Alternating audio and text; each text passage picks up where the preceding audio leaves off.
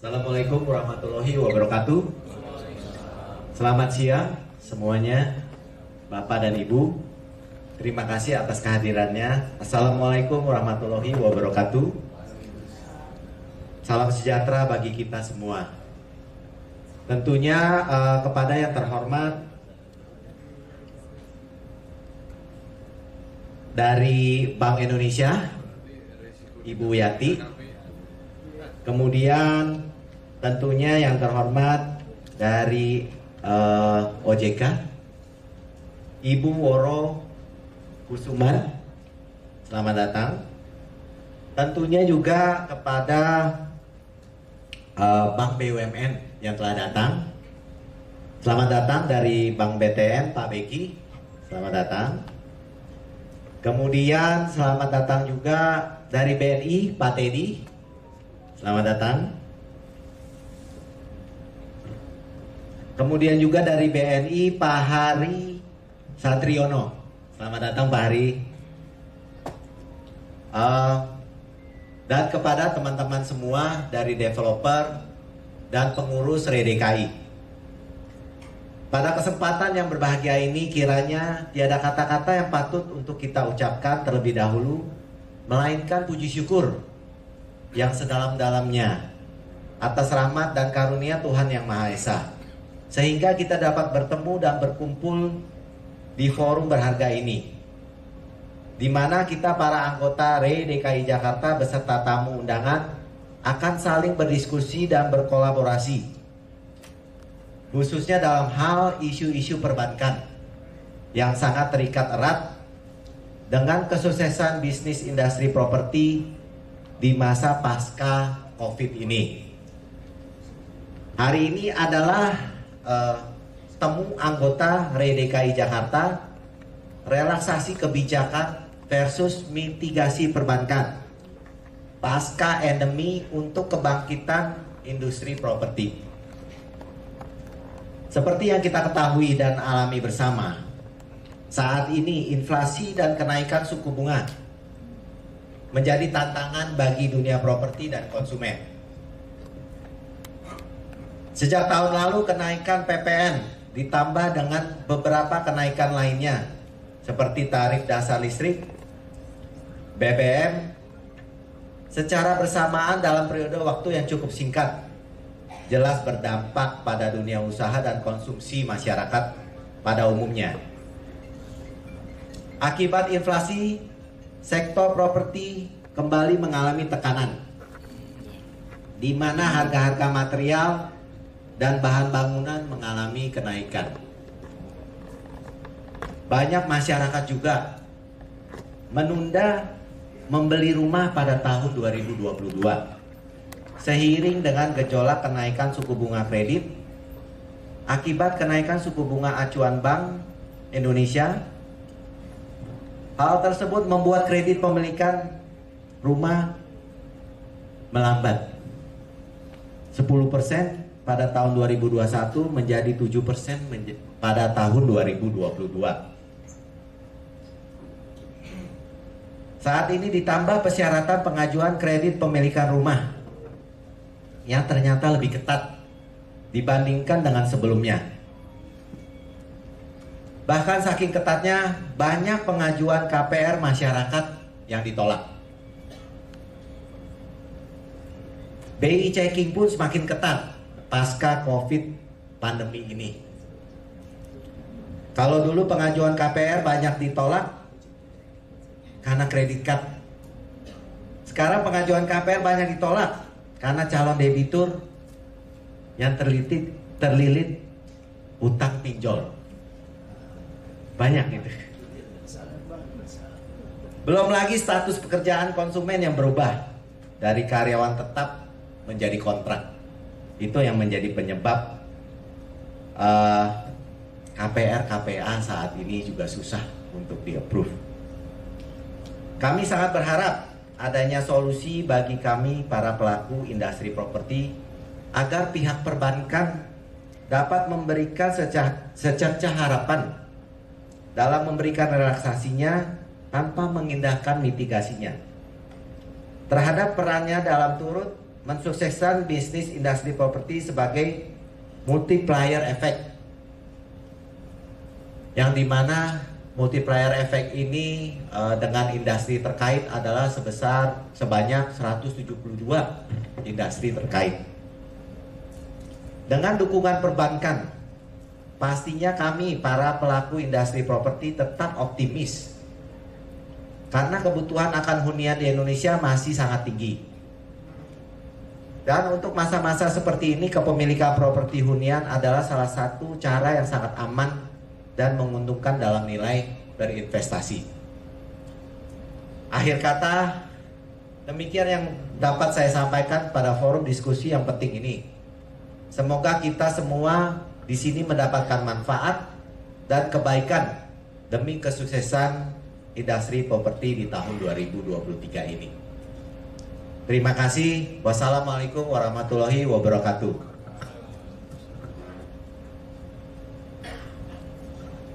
Terima kasih Pak Ketum. Terima kasih Pak Ketum. Sudah hadir di luar rencana ini Pak. Padahal ini sudah kita rencanakan 50 tahun yang lalu. Beliau baru hadir. Ya, Ibu Teresia, mana Ibu Teresia, lambaikan tangannya dari Dharma Intiland. Nah, ini juga dari DPP ada bersama dengan kita. Beliau dari grupnya Dharma Intiland. Saya udah ngomong Pak tadi. Ya, terima kasih Ibu Teresia. Baik, untuk itu kita mempersingkat waktu karena kebetulan nanti satu dari antara kita akan meninggalkan tempat ya Pak, ditinggalkan. Nanti digantikan dengan Bapak lagi. Jadi memang hari ini cukup lumayan serius. BNI bawa 3 orang Pak, memastikan bahwa mereka siap melakukan mitigasi dan relaksasi kebijaksanaan bersama dengan satu aja. Baik, kami persilakan langsung dari Bank BNI Pak Teddy untuk menyampaikan pemaparannya untuk kita pada kesempatan ini. Oke, terima kasih. Kita beri aplaus sekali lagi untuk Pak Teddy dari Bank BNI. Beliau itu sebagai dari Divisi Manajemen Produk Konsumen atau PDM ya. Ya, silakan Pak.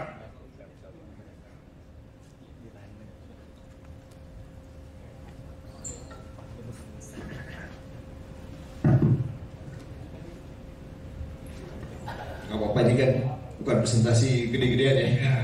Yang penting ini.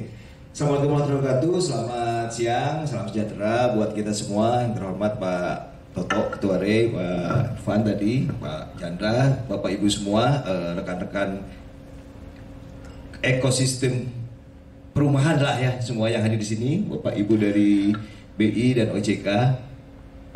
Saya Teddy Wisadi dari divisi Consumer Product di BNI, jadi dari sisi bisnisnya. Pas hari ini resikonya, jadi kita selalu jalan berdua, gitu. Nah, biar nggak ada dusta di antara kita, Pak.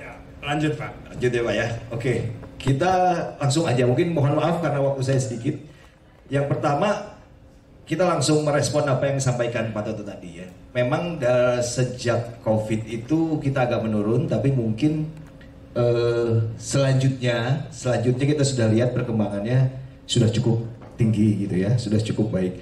Nah di BNI ini kami di consumer product ini memang tidak seperti di BTN Pak. Jadi kita hanya benar-benar fokus ke pembiayaan KPR atau KPA-nya, tapi tidak ke pembiayaan developernya gitu ya.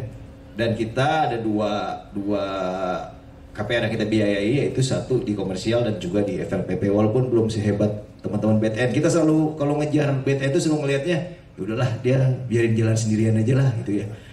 Jauh banget ngejarnya gitu loh Pak, gitu kan. Nah, oke. Jadi seperti itu. Growth BNI juga tidak seiring dengan pertumbuhan growth dari industri, di mana tahun lalu growth industrinya di catatan kita itu di 783, kita 793, lewat sedikit gitu Pak. Jadi alhamdulillah sudah cukup membaik, tapi memang seperti disampaikan tadi beberapa kendala ada kita alami gitu Pak ya. Jadi kita memang kemarin banyak tumbuh dari terutama di FLPP gitu ya. Di FLPP kita cukup baik. Sementara saya berdiri aja ya. Kelihatan Pak. Jadi seperti ini, di awal pandemi 2020 memang industri KPR tumbuh 34, namun yang terendah. Tapi di akhir tahun 2021 dan sempat naik lagi cukup tinggi, 9,72. kemudian agak sedikit menurun lagi di 2022. Di perkembangan di BNI sendiri tahun 2022 kita bisa tumbuh 7,9 didominasi oleh subsidi FLPP. Tahun ini kita juga berusaha tumbuh di komersial, Pak. Jadi kita besar harapan dengan terutama di DKI ini ada juga kita bawa selain Mas Rizwan wakil saya, ada Mbak Wening mungkin yang sudah terkenal di sini gitu ya, yang rajin ke developer gitu jalan, Pak. Oke. Kemudian nah ini juga satu baik, saya merespon langsung apa tadi yang Pak Teto sampaikan. Jadi kita ngobrol-ngobrol tadi, beberapa peluang ke depan yang cukup baik menurut kita adalah yang pertama tetap tadi di FLPP. Cuman tadi memang beberapa kendala kita ya Mas Heri ya, adalah waktu kita slik atau BI checking, itu banyak juga yang sudah terjerat oleh pinjol gitu ya. Mungkin nanti Bu kita bisa pikirin juga karena kita beberapa ada kerjasama juga dengan beberapa marketplace gitu ya, baik paylater dan lain-lain. Tapi mungkin perlu dipikirkan juga karena mereka sudah ambil bunga yang cukup tinggi, mungkin rentang masa bunganya itu mungkin bisa kita stop di area tertentu sehingga masih memungkinkan untuk si debitur itu membayar, Bu. Misalnya kalau tadi itu kita minjem setahun, dia nggak bisa lunasi, dia tetap dihitung bunga denda dan lain-lainnya sampai dengan dia membayar. Tentunya ini akan memberatkan mereka. Jadi mungkin sementara ini di kami itu kita stop di masa tertentu ya, Pak Rizwan ya. Kita stop di masa tertentu gitu ya. Memang kita pilih-pilih juga pinjolnya gitu ya. Kita pilih-pilih dan kita ada asuransi dan lain-lain tentunya. Jadi kemampuan membayar mereka masih ada sampai periode tertentu. Misalnya habis kau 5 bisa kita stop misalnya, Bu. Jadi mungkin nggak terus menerus sampai misalnya 2 tahun dia akan menggulung terus kan bunga dendanya. Mungkin itu salah satu yang bisa buat kita di kemudian hari bisa lebih baik. Dari sisi PNPL dan NPL, alhamdulillah baik LAR, PNPL dan NPL kita menurun cukup baik gitu ya. Memang nanti kita lihat bagaimana kita melakukan hal ini gitu ya. Jadi alhamdulillah di masa pandemi memang, tapi yang menjadi highlight kita adalah bagaimana teman-teman yang saat ini ada restruct karena COVID selanjutnya seperti apa gitu. Nah itu mungkin yang kebijakan lain yang harus kita pikirkan juga. Karena setelah COVID usahanya mungkin sudah membaik, tapi restruct yang kita lakukan adalah penundaan biasanya ya. Nah ini kan juga nggak bisa langsung orang itu bisa melunasi semuanya karena dia pasti kemampuan ekonominya tetap ketinggalan gitu loh Pak Chandra ya. Jadi mungkin itu juga sesuatu yang harus kita pikirkan bersama kebijakan setelah COVID ini. Lanjut. Nah kalau yang segmen terdampak pandemi pastinya non-fixed income gitu ya. Yang non-fixed income kita agak batasi tahun lalu gitu Pak. Yang non-fixed income mungkin ini juga yang membuat kita cukup berhati-hati gitu ya. Kita fokus ke yang fixed income dan berpayroll dulu di BNI selama masa pandemi ini. Jadi yang sudah benar-benar kita ketahui penghasilannya, behavioralnya kita sudah benar-benar ketahui. Karena di masa pandemi kita pas juga selected company dan selected developer. Karena banyak juga bermunculan juga permasalahan di kami adalah developer yang berprestasi juga. Jadi benar-benar di masa pandemi kemarin kita sangat selektif dalam memilih debitur, baik debitur maupun developernya.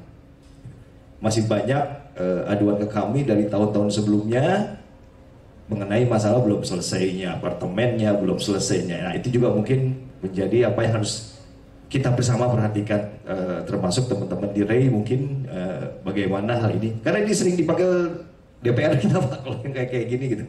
Ya, walaupun sebelumnya di awal kita sudah deklarasikan gitu ya, bahwa ini belum selesai, tapi sudah sesuai ketentuan, fasum sudah selesai, kemudian dan lain-lain sudah selesai, tapi belum terbangun gitu ya.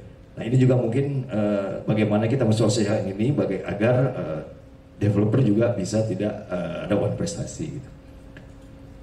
Oke, kemudian selanjutnya balik dulu. Jadi kita kemarin benar-benar fokus ke BUMN, BUMD, PNS gitu ya. PNS dan memang agak sedikit terabaikan sampai tahun 2021. Di 2022 kita sudah mulai buka. Kita sudah mulai buka dan kita sudah mulai lebih berani gitu ya memberikan kredit. Kalau dilihat tadi pertumbuhannya masih landai di 2021, di 2022 kemarin dan 2023 ini kita akan kembangkan lagi. Sektor-sektor yang kemarin terdampak COVID, mulai kita buka kembali sektor-sektor usaha untuk pegawainya gitu ya. Mulai kita usaha. Kita juga kerjasama sekarang dengan Cita Coba, mungkin sama dengan teman-teman di BTN nanti, dengan fintech yang Gria gitu ya, masih kita cari juga gitu. Sama ada peluang lain tadi yang Pak Toto sampaikan, di tahun lalu tuh kita dapat dari Kementerian Imigrasi yang visa second home sebetulnya.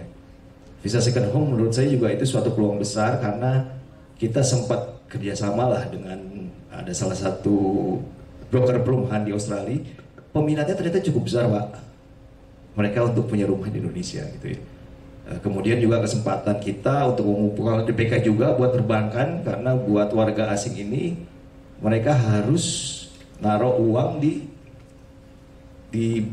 bank gitu ya, 2 miliar kalau nggak salah. Nah itu peluang-peluang penggerak ekonomi lain selain dari KPR-nya, mungkin teman-teman di REI bisa menjadi stimulus ekonomi juga di Indonesia kalau kita bisa membuat satu skema yang baik, tentunya dengan kerjasama dengan teman-teman dari regulator BI dan OJK agar mempercepat pertumbuhan ekonomi di Indonesia. Itu lanjut. Jadi sebetulnya simpel Pak, kemarin kalau di BNI kita fokus ke ekspansi primary market tahun lalu gitu ya, tidak ke rumah kedua. Kita juga melihat boomingnya KPR udah nggak ada gitu ya, yang investor rasanya udah melambat gitu kan. Jadi kita benar-benar fokus ke perumahan primary market. Kemudian pembiayaan rumah subsidi untuk MBR. Kita perlu dukungan program pembiayaan perumahan khususnya untuk segmen MBR, FPE, KPR, Tapra dan lain-lain. Mudah-mudahan kalau kami berharap ya untuk yang nomor 1, nomor 2 ini, mudah-mudahan ekosistem developer ini, BI, teman-teman di REI bisa juga bekerja sama dengan instansi lainnya. Misalnya kemarin saya sempat ngobrol dengan BPJS TK gitu ya. BPJS TK juga pengen ada sesuatu yang bisa dia offer ke pembayar BPJS Pak. Alangkah enaknya, baiknya tadi Pak Toto sampaikan bagaimana kita bisa mengecek penghasilan pegawai-pegawai itu gitu. Selama dia membawa BPJS TK, tentunya kita bisa akses datanya BPJS TK seperti Dukcapil gitu Pak. Itu akan memudahkan Bang untuk memberikan kredit ya Pak, untuk menilai kreditnya. Jadi kami dari dulu kita sempat sampaikan waktu dengan BI, waktu itu kita juga pernah sampaikan, bisakah entah REI atau BI atau opok siapapun kita menjadikan kekayaan data kita baik di Dirjen Pajak, di BPJS dan lain-lain sebagai salah satu pendukung scoring kita sehingga proses kredit kita lebih cepat. Gitu Pak. Kita bisa tahu dia pegawai tetap atau tidak, kita bisa tahu dia sudah berapa lama kerja di satu tempat gitu Pak. Mungkin itu juga bisa mempercepat karena sekarang zamannya digital gitu ya. Kami sudah punya misalnya apa nih namanya? Digigria gitu ya. Tapi pengajuannya tetap manual ujungnya Pak. Gitu kan? Mungkinkah kita bisa punya satu bank data untuk taksasi Pak? Kita kemarin coba dengan salah satu fintech gitu ya. Kita sedang coba. Nanti dia kalau ada orang yang mau beli rumah dan lain-lain tinggal lihat ke situ dan lain-lain gitu. Baik, 1 menit lagi Pak. Oke. 1 menit lagi Pak ya. Siap. Jadi kira-kira seperti itu Pak ya. Jadi yang saat ini juga pembiayaan KPR kita telah dibuka untuk seluruh sektor industri. Kebijakan LTV juga cukup membantu Bu kemarin, tapi kita tetap agak selektif gitu untuk LTV-nya Bu. Kemudian kita juga melakukan simplifikasi proses kredit. Karena kita sudah tahu kalau tadi Pak, kalau semua datanya bisa secara digital Pak, proses kredit pasti cepat Pak. Nggak lama gitu ya. Kalau di Amerika ada SSN sebagai jaminan keabsahan data, mudah-mudahan nanti kita ke depan juga punya. Sekarang kita ada proses instant approval, INSAP biasa kita cepat sebut Pak, untuk segmen-segmen yang low risk. Kemudian ya ini fitur produk dan pricing, kita berharap kebijakan BI tadi Bu, sehingga bisa kita tetap jaga untuk pricingnya. Mungkin singkat dari saya seperti itu aja Pak. Nanti mudah-mudahan kita banyak berdiskusi dengan kami di sini. Demikian dari saya, terima kasih. Wassalamualaikum warahmatullahi wabarakatuh. Iya, kita beri aplaus untuk Pak Teddy. Iya, dari Bang Benny. Pas Pak waktunya Pak. Oke, selanjutnya kita mau mendengarkan dari Bank BTN. Ya Pak Beki ya. Jadi kita persilakan langsung Pak.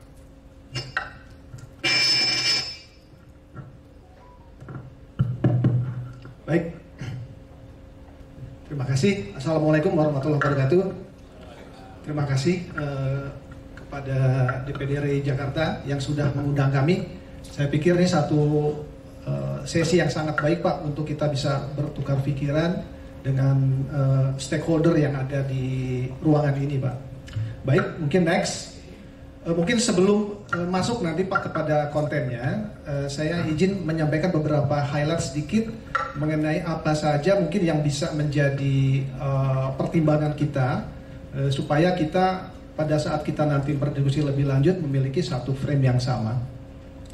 Yang pertama mungkin tadi sudah disampaikan oleh Pak Arvin terkait dengan concern-concern makro ya Pak ya, terkait dengan tahun 2022 menunjukkan satu recovery yang cukup baik di sisi makro. Harapannya di 2023 ini akan terus berlanjut baik dari sisi growth ataupun juga dari sisi inflasi Pak. Nah cuman ada beberapa hal yang memang perlu juga kita perlu perhatikan. Yang pertama itu adalah mengenai terkait dengan kenaikan harga energi secara global ya, yang mungkin juga bisa berdampak terhadap kenaikan inflasi secara global. Dampaknya juga kepada kita, kepada Indonesia mungkin ada kemungkinan kenaikan suku bunga acuan. Jadi di tahun 2022 kemarin Ibu-Ibu OJK, BI sudah melakukan penyesuaian terkait dengan suku bunga acuan di BI 7 Days Repo, itu hampir 200 basis point ya, sampai 5,5. Februari kemarin juga naik 5,75. Kemungkinan sampai dengan tahun 2023 ini mungkin masih ada kenaikan kembali. Perkiraan kami ya, mungkin minimal 1 kali lagi. Lalu yang berikutnya, dampak secara, boleh next lagi. Baik. Dampak terhadap sektor perbankan, kredit sudah tumbuh, di sisi lain juga NPL sudah membaik gitu ya. Jadi kredit bisa tumbuh sampai 11%. Next. Nah mungkin yang tadi juga disampaikan oleh Pak Teddy yang perlu kita perhatikan adalah mengenai restru. Nah mungkin nanti dari Ibu dari OJK mungkin bisa menjelaskan juga terkait dengan perpanjangan restrukturisasi terkait COVID mungkin. Nah ini juga dampaknya terhadap perbankan cukup besar gitu ya. Memang sudah ada perbaikan pengurangan di 2022, tetapi outstanding yang direstru itu masih cukup tinggi gitu ya. Nah tadi juga sudah disampaikan Pak Teddy, mau seperti apa? Mungkin beberapa memang ada yang sudah bisa rilis kembali normal, tapi juga masih ada yang memerlukan waktu untuk recovery. Nah ini mau diapain? Apakah memang perlu diperpanjang gitu ya, atau seperti apa? Nah perpanjangan sendiri sebenarnya sifatnya lebih terbatas. Mungkin nanti dari OJK mungkin bisa sampaikan lebih lanjut. Tapi dampaknya buat industri properti perumahan mungkin ini bisa dampaknya juga lumayan perlu kita perhitungkan. Next. Nah ini mungkin yang ingin saya sampaikan. Ini risetnya dari BTN terkait dengan House Pricing Index atau indeks kenaikan harga rumah. Intinya adalah selama tahun 2022 kita lihat bahwa ada kenaikan harga, indeks harga, yang artinya adalah ada peningkatan permintaan khususnya di tipe rumah yang 36 dan 45. Nah, kalau kita lihat secara gradien ya slope-nya lebih tinggi adalah di 45. Kami melihat bahwa memang ada potensi peningkatan yang cukup baik untuk tipe-tipe rumah yang low to middle lah gitu ya, kurang lebih. Walaupun juga di sini untuk yang tipe 70 juga ada kemungkinan kenaikan kemarin di kuartal keempat 2022. Nah, harapannya di 2023 kami melihat memang ada optimisme untuk meningkatnya permintaan rumah gitu ya, khususnya di yang low to middle dengan yang middle. Kalau untuk yang tipe 36 ini memang lebih banyak didrive oleh KPR subsidi. Next. Nah, ini juga mungkin untuk subsidi pemerintah juga sudah memberikan alokasi, harapannya alokasi tambahan ini bisa menjadi stimulus untuk pertumbuhan dari kredit perumahan ya. Nah mungkin juga yang perlu kita perhatikan khususnya kami di perbankan itu adalah adanya fenomena PHK gitu ya. Ini juga mungkin perlu menjadi satu perhatian kita bersama. Next. Nah ini mungkin kami sampaikan mengenai kinerja BTN tadi sudah kita lihat mengenai perkembangan makro. Nah dari tahun 2022 BTN sebagai bank fokus perumahan itu bisa tumbuh kreditnya secara total itu kurang lebih sekitar 8%. Nah tetapi untuk KPR khususnya subsidi kita sudah double digit, sebenarnya bisa sampai dengan 10% kurang lebih. Nah secara jumlah unit yang bisa kita salurkan di dalam 1 tahun di 2022 itu kurang lebih sebanyak 200.000 unit. Jadi kurang lebih 160 ribuan ada di subsidi dan sekitar 40 ribuan ada di non subsidi. Ya kurang lebih sekitar 38 triliun lah dalam 1 tahun. Juga ada beberapa inovasi produk yang kita coba tawarkan di 2022 dan juga mungkin akan terbawa sampai 2023 ini. Harapannya ini mungkin bisa menjadi juga salah satu solusi buat Bapak Ibu semuanya, para pengembang di dalam melakukan penjualan produk-produk rumahnya gitu ya. Jadi kami ada namanya produk KPR Guys. Jadi KPR ini KPR milenial. Jadi keunggulannya sebenarnya adalah lebih kepada KPR ini ada GPM-nya, angsurannya yang bisa berjenjang gitu ya, Graduate Permanent Mortgage, yang mana si calon nasabah ini itu nanti bisa menyesuaikan besaran angsuran yang dia harus bayar itu disesuaikan dengan pendapatannya dia saat ini. Artinya mungkin saat ini angsurannya adalah sebesar anggaplah misalnya 2 juta gitu ya. Nah itu sesuai dengan income-nya dia. Lalu secara bertahap nanti kewajiban cicilan ini akan meningkat seiring dengan meningkatnya juga potensi pendapatan dia ke depan. Nah artinya ini sangat cocok untuk segmen para milenial. Lalu juga ada yang namanya KPR Express gitu ya, KPR Express. Nah ini sebenarnya kami berikan kepada para pengembang yang selected, yang kita sudah punya yang namanya segmentasi gitu ya, jadi Platinum Gold. Nah ini kami berikan fasilitas KPR Express. Intinya di sini adalah di sisi proses jauh lebih cepat, jauh lebih cepat. Nah memang dia tidak bisa diberikan secara massal gitu kepada seluruh developer, hanya developer terpilih yang sudah masuk dalam kriteria kami yang bisa kita berikan. Mungkin di antara Bapak Ibu sudah ada yang menggunakan fasilitas ini. Lalu yang lain adalah kita juga mencoba melakukan bermitra gitu ya dengan perusahaan-perusahaan besar. Contohnya di gambar ini adalah dengan Gojek gitu ya. Nah kami juga mencoba menjalin kerjasama dengan Gojek agar para mitra drivernya, si para Gojeknya ini itu bisa memperoleh rumah gitu ya. Nah tentunya ini juga satu peluang yang baik buat Bapak Ibu nantinya gitu ya. Bukan hanya Gojek, ada Grab, Indomaret dan lain-lain yang perusahaan-perusahaan yang memang memiliki mitra ataupun juga karyawannya yang masif, yang lumayan besar tersebar di seluruh Indonesia. Next. Nah ini mungkin juga transformasi yang sedang kami lakukan, kami jalankan, yaitu kami melakukan digitalisasi. Nah digitalisasi yang kita lakukan ini kami mencoba agak komprehensif, dimulai dari depan sampai kepada proses di internal kita. Nah pada saat kita bicara mengenai akses gitu ya kepada para calon konsumen, ini kita punya yang namanya aplikasi namanya BTN Property. BTN Property adalah aplikasi yang bisa diakses oleh para end user, para calon pembeli rumah gitu ya, untuk melihat.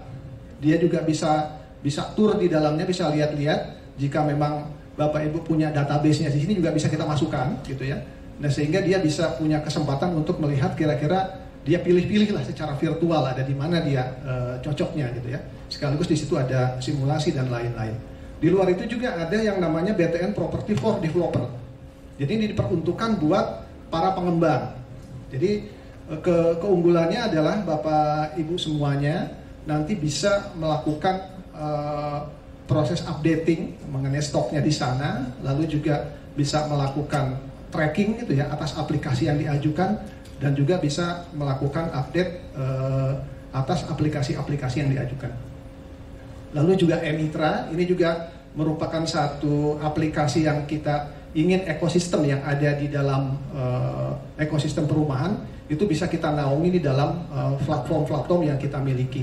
Jadi di e-Mitra ini nanti para notaris, para KJPP itu juga masuk di dalam platformnya kami. Next. Nah, mungkin terakhir dengan optimisme yang ada, kami di tahun 2023 itu kami mentargetkan kredit kita akan tumbuh double digit lah gitu ya. Jadi di tahun lalu kita masih single digit 8-9%. Nah, di tahun 2023 kami akan mentargetkan 11-12% lah seperti itu. Nah, impact-nya adalah tentunya jumlah unit yang tadi kurang lebih di tahun lalu sekitar 200 ribuan. Nah, kami mungkin untuk tahun depan kami sudah akan tingkatkan kembali target kami ya. Tentunya ini juga akan membutuhkan kerjasama kita semua, Bapak Ibu para pengembang dengan kami, agar target kami itu di dalam penyaluran kredit KPR ini mungkin bisa lebih meningkat gitu ya dibandingkan dengan tahun yang lalu ya, tahun 2022. Ya.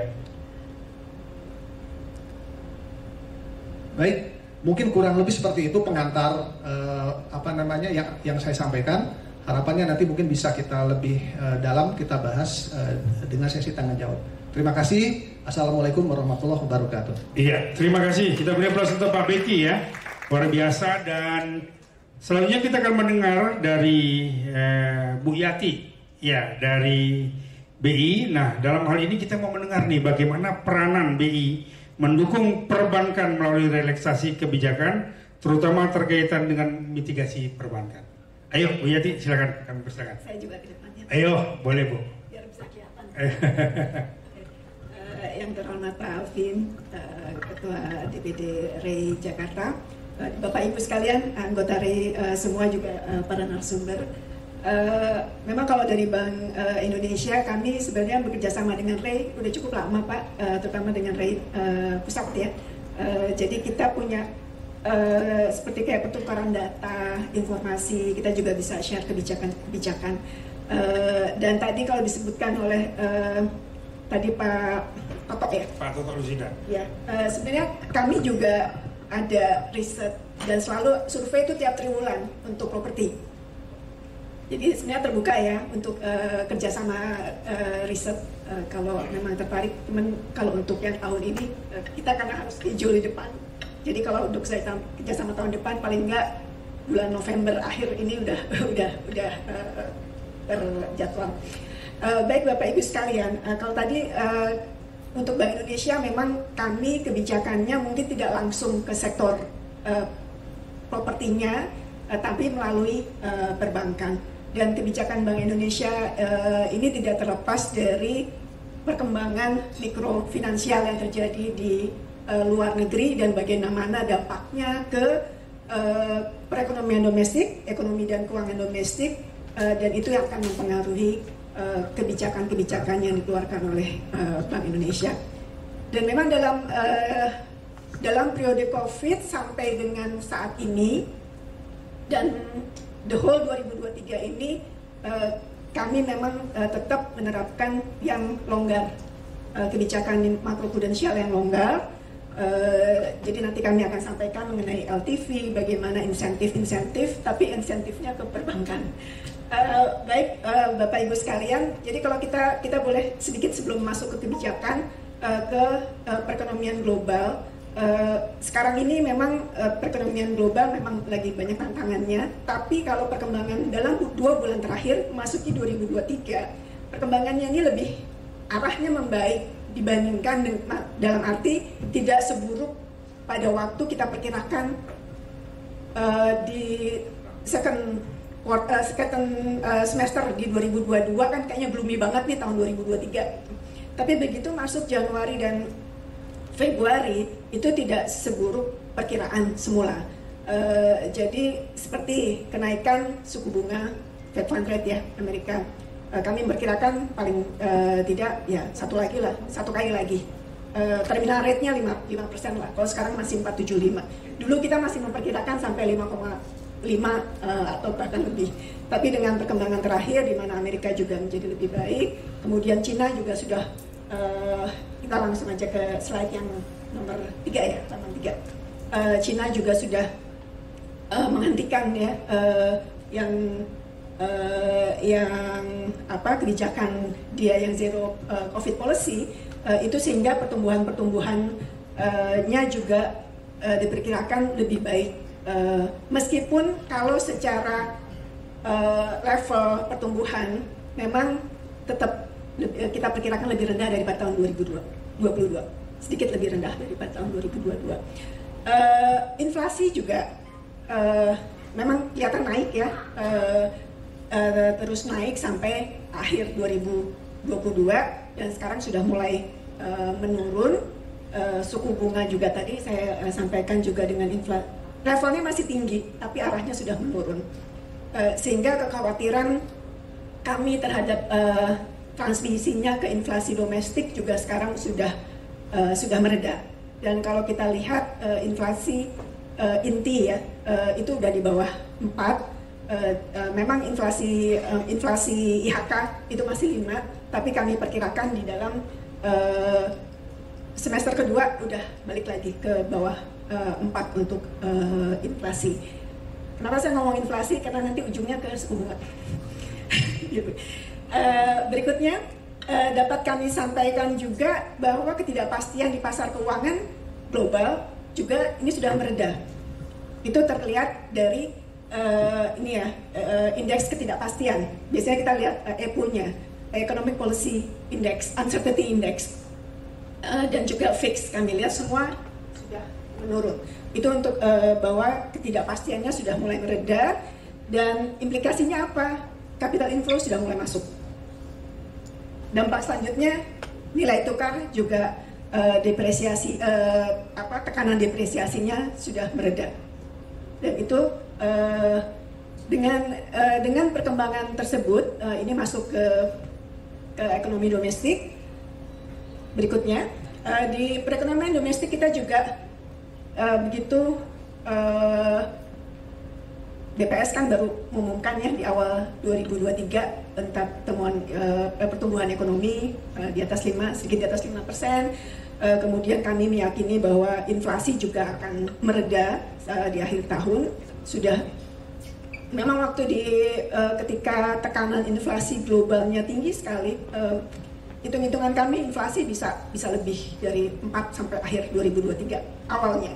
Tapi sekarang dengan melihat perkembangan terakhir, itu kami perkirakan akan masuk lagi di bawah 4, masuk semester 2 di tahun 2023 ini. Ini pertumbuhan secara sektoral, kalau kita lihat di sini pertumbuhan konstruksi, pertumbuhan real estate, ini sudah mulai positif meskipun levelnya masih rendah, Pak ya. Tapi udah memberikan harapan sih sebenarnya, karena kami juga berkepentingan dengan pertumbuhan properti. Tadi Pak Alvin juga bilang kan, properti ini backward linkage maupun forward linkage-nya itu sangat tinggi untuk berbagai sektor. Itu kami juga kenapa konstruksi dan properti itu kalau dalam sektor prioritas yang mendapatkan insentif Bank Indonesia itu masuk yang namanya growth driver. Jadi kalau jadi insentifnya kepada perbankan yang masuk ke growth driver itu insentifnya paling tinggi. Maksudnya growth driver ini kalau dikasih didorong sedikit aja dia bisa naik gitu. Itu selanjutnya dan dengan domestik yang pertumbuhan yang mulai pulih dan kami concern dengan upaya terus mendorong pemulihan ini. itulah kenapa kebijakan makroprudensial yang dikeluarkan Bank Indonesia itu terus masih selama 2023 ini tetap longgar. Selanjutnya, pertumbuhan ekonomi memang kami perkirakan berada pada kisaran 4,5 sampai 5,3 untuk periode di 2023 ini. Dan kita lihat di sini memang inflasi inti itu juga akan bisa ke dalam kisaran 3 plus minus 1, memang target kami untuk 2023 ini 3 plus minus 1. IHK juga bisa balik lagi maksimal ya 4 ya, 3 plus minus 1, kalau atasnya yang 4 di semester 2 2023. Dan selanjutnya ketahanan sistem keuangan juga terjaga, likuiditas bank juga masih ample kan Pak ya, di BTN maupun masih liquid lah. Juga dengan demikian apalagi didukung dengan permodalan perbankan yang kuat gitu. Dengan pertimbangan tersebut sebenarnya bank sudah ready ya untuk memberikan pertumbuhan kredit. Tapi tentunya bank kan tetap ada manajemen resikonya lah ya. Jadi kalau kami sampaikan bahwa LTV itu 100% dalam arti down payment itu bisa 0. Tapi kan bank berkepentingan untuk manajemen resikonya. Kalau debiturnya ya beresiko, ya nggak akan dikasihkan down payment 0% gitu. Dengan kondisi perbankan yang kuat, nanti juga akan didetailkan oleh OJK untuk perbankannya. Selanjutnya kita lihat sekilas mengenai properti. Ini dari versi data Bank Indonesia, dari hasil survei kami maupun berbagai data-data dari pihak ketiga yang kerja sama kami. Kalau tadi dari tadi dari BNI ya, kemungkinan untuk kita koneksi untuk interkoneksi untuk data-data. Sebenarnya kalau untuk data-data perbankan, kami OJK dan LPS sudah interkoneksi, dan itu untuk dengan pajak kita mulai pembahasan tapi nggak kelar-kelar. Jadi untuk dengan tapi kita belum bicara dengan sektor real ya. Kalau dengan kementerian kita mulai bicara, tapi mereka lebih banyak yang membutuhkan data dari BI. Sementara kami juga butuh dari mereka gitu. Untuk perkembangan sektor properti berikutnya, pada slide berikutnya dapat kami sampaikan di sini. Kita lihat memang kalau sebenarnya pertumbuhannya kami melihat sudah positif, mungkin belum setinggi yang Bapak-Bapak harapkan. Tapi arahnya sudah membaik, dan tapi memang di triwulan 4 agak melambat secara agregat. Dan tadi Pak Alvin bilang juga gara-gara kenaikan harga bahan bangunan. Ini survei kami bilang di sini terutama karena kenaikan harga gambar ketiga, pie chart ketiga itu mayoritas bilang gara-gara kenaikan harga bangunan sehingga harga jualnya lebih tinggi, dan yang terjual pertumbuhannya tidak setinggi triwulan sebelumnya.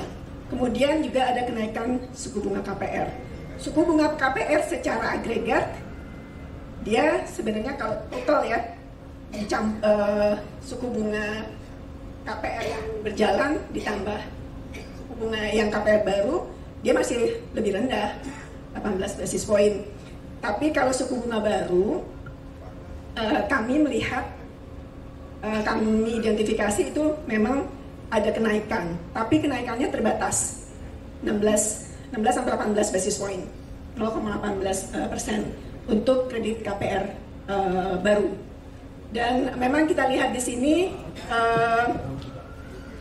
proyek-proyek properti juga sudah meningkat, terutama yang untuk rumah tapak yang menengah.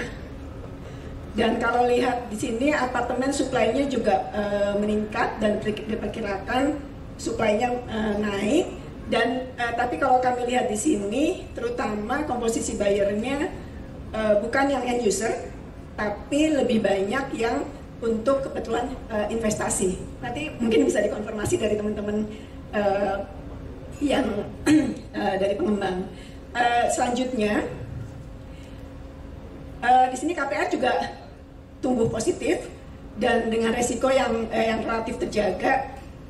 Kecuali memang yang KPR-nya tinggi adalah untuk ini ya, ruko ya, ruko dan apa namanya, di mana di sini ya, untuk KPR yang ruko itu dia di atas 5,1.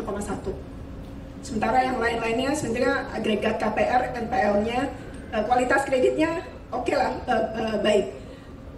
Dan kita lihat berikutnya,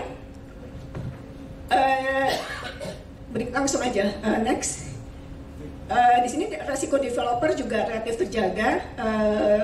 Data kami menunjukkan 3,6 relatif baik, dan seiring dengan perbaikan likuiditas ya.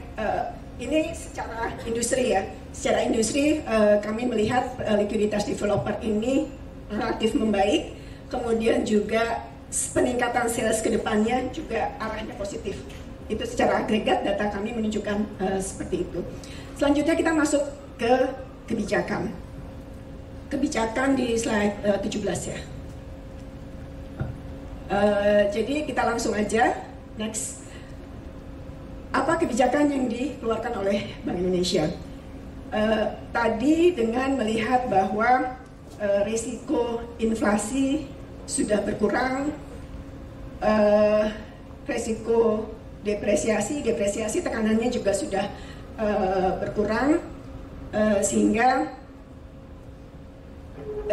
di Februari kami tidak menaikkan suku bunga, dan kalau tidak ada urgensi untuk menaikkan suku bunga, Bank Indonesia akan remain sampai akan cenderung akan mempertahankan yang level sekarang 5,75. Memang subjek tuh bagaimana tekanan inflasi ke depan. Jadi karena memang kami tidak hanya tergantung kepada suku bunga kebijakannya, tapi juga ada beberapa kebijakan lainnya yang juga bisa diarahkan untuk mengendalikan nilai tukar terutama, sehingga tidak semua semata-mata polisinya adalah dengan kenaikan suku bunga. Dan dengan melihat kebutuhan dari teman-teman sekalian, untuk kami juga perlu mendorong properti untuk terus tumbuh, maka pelonggaran rasio LTV ini tetap dipertahankan, LTV 100%, atau down payment-nya yang 0% ini tetap dipertahankan sampai akhir 2023. Nanti ke depannya untuk 2024 kita lihat lagi. Selanjutnya juga masih yang tadi, kebijakan berikutnya adalah ketentuan pencairan bertahap seperti inden juga sudah kita hapus. Jadi kita serahkan ke perbankan. Minum dulu kali.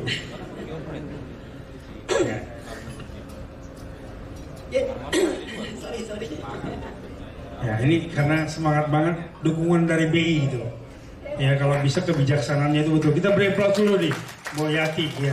Walaupun waktunya tinggal 1 menit lagi. Siap, Bu Yati. Jadi untuk yang properti Indian diserahkan kepada perbankannya. Siap.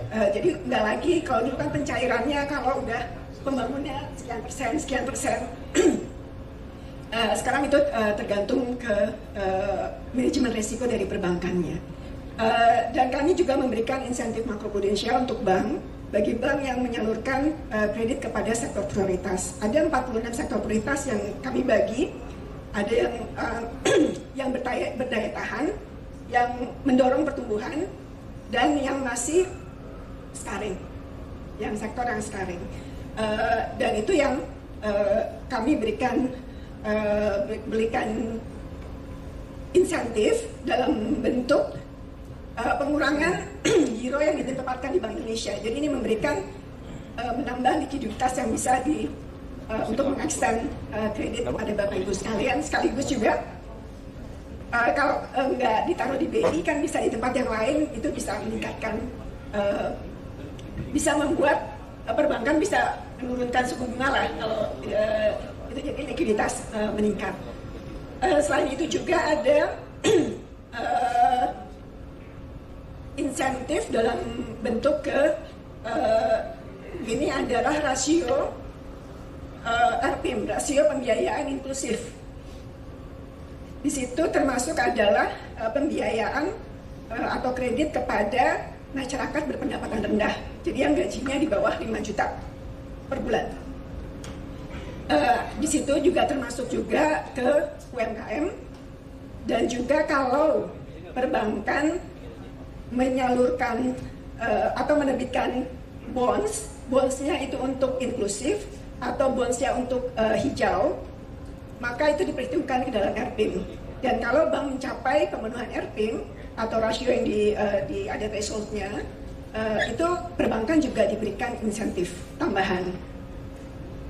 Dan insentif tambahan ini kami naikkan 2 kali lipat nanti berlaku bulan April, termasuk juga insentif tambahan lagi kalau untuk pemberian, banknya memberikan KPR untuk rumah yang berwawasan lingkungan. Itu berlaku untuk bulan April nanti. Kami juga ada kebijakan untuk transparansi suku bunga. Di sini transparansi suku bunga ini supaya masyarakat bisa membandingkan antar bank bunga mana yang mereka bisa pilih yang lebih baik. Itu ada di website Bank Indonesia. Jadi ini secara transparan kalau masyarakat ingin membanding-bandingkan SBDK ya, suku bunga dasar kreditnya perbankan. Dan kayaknya berikutnya nanti dari OJK transparansi suku bunganya kayaknya mau naik jadi suku bunga kredit ya, nggak hanya SBDK aja. Jadi ini lebih memudahkan bagi para calon debitur untuk membandingkan lebih baik minjemnya atau mendapatkan kreditnya dari bank mana. Ini sebenarnya transparansi ini untuk juga meningkatkan efisiensi. Demikian dari saya. Terima kasih. Wassalamualaikum warahmatullahi wabarakatuh. Waalaikumsalam. Ya, baik. Terima kasih Bu Yati Kurniati. Selanjutnya silakan Bu Woro Kusumaningrum. Beliau selaku Deputi Direktur Departemen Penelitian dan Pengaturan Bank Umum. Ya, so pasti ada sesuatu yang kita harapkan juga untuk terus mendukung perbankan dalam membantu relaksasi kebijakan dan mitigasi. Silakan Bu Woro. Baik, terima kasih Pak Tony. Mohon izin Bapak-Bapak dan Ibu Yati. Siap. Selamat sore Bapak dan Ibu sekalian dari DPDW. Mungkin boleh slide-nya ditayangkan ya. Ya tadi saya melengkapi saja Bapak dan Ibu, mungkin dari sisi OJK ya. Jadi memang tadi sudah banyak disampaikan juga mengenai perkembangan ekonomi, kemudian sektor properti seperti apa.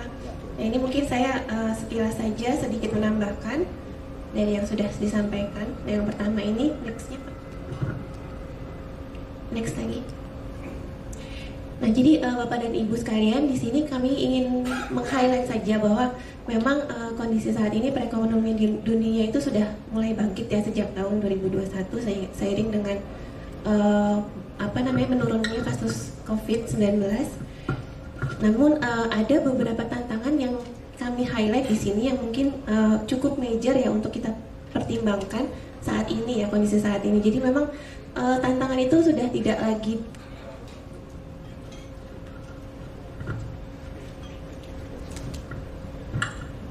ya, tantangan itu tidak lagi dari COVID-19.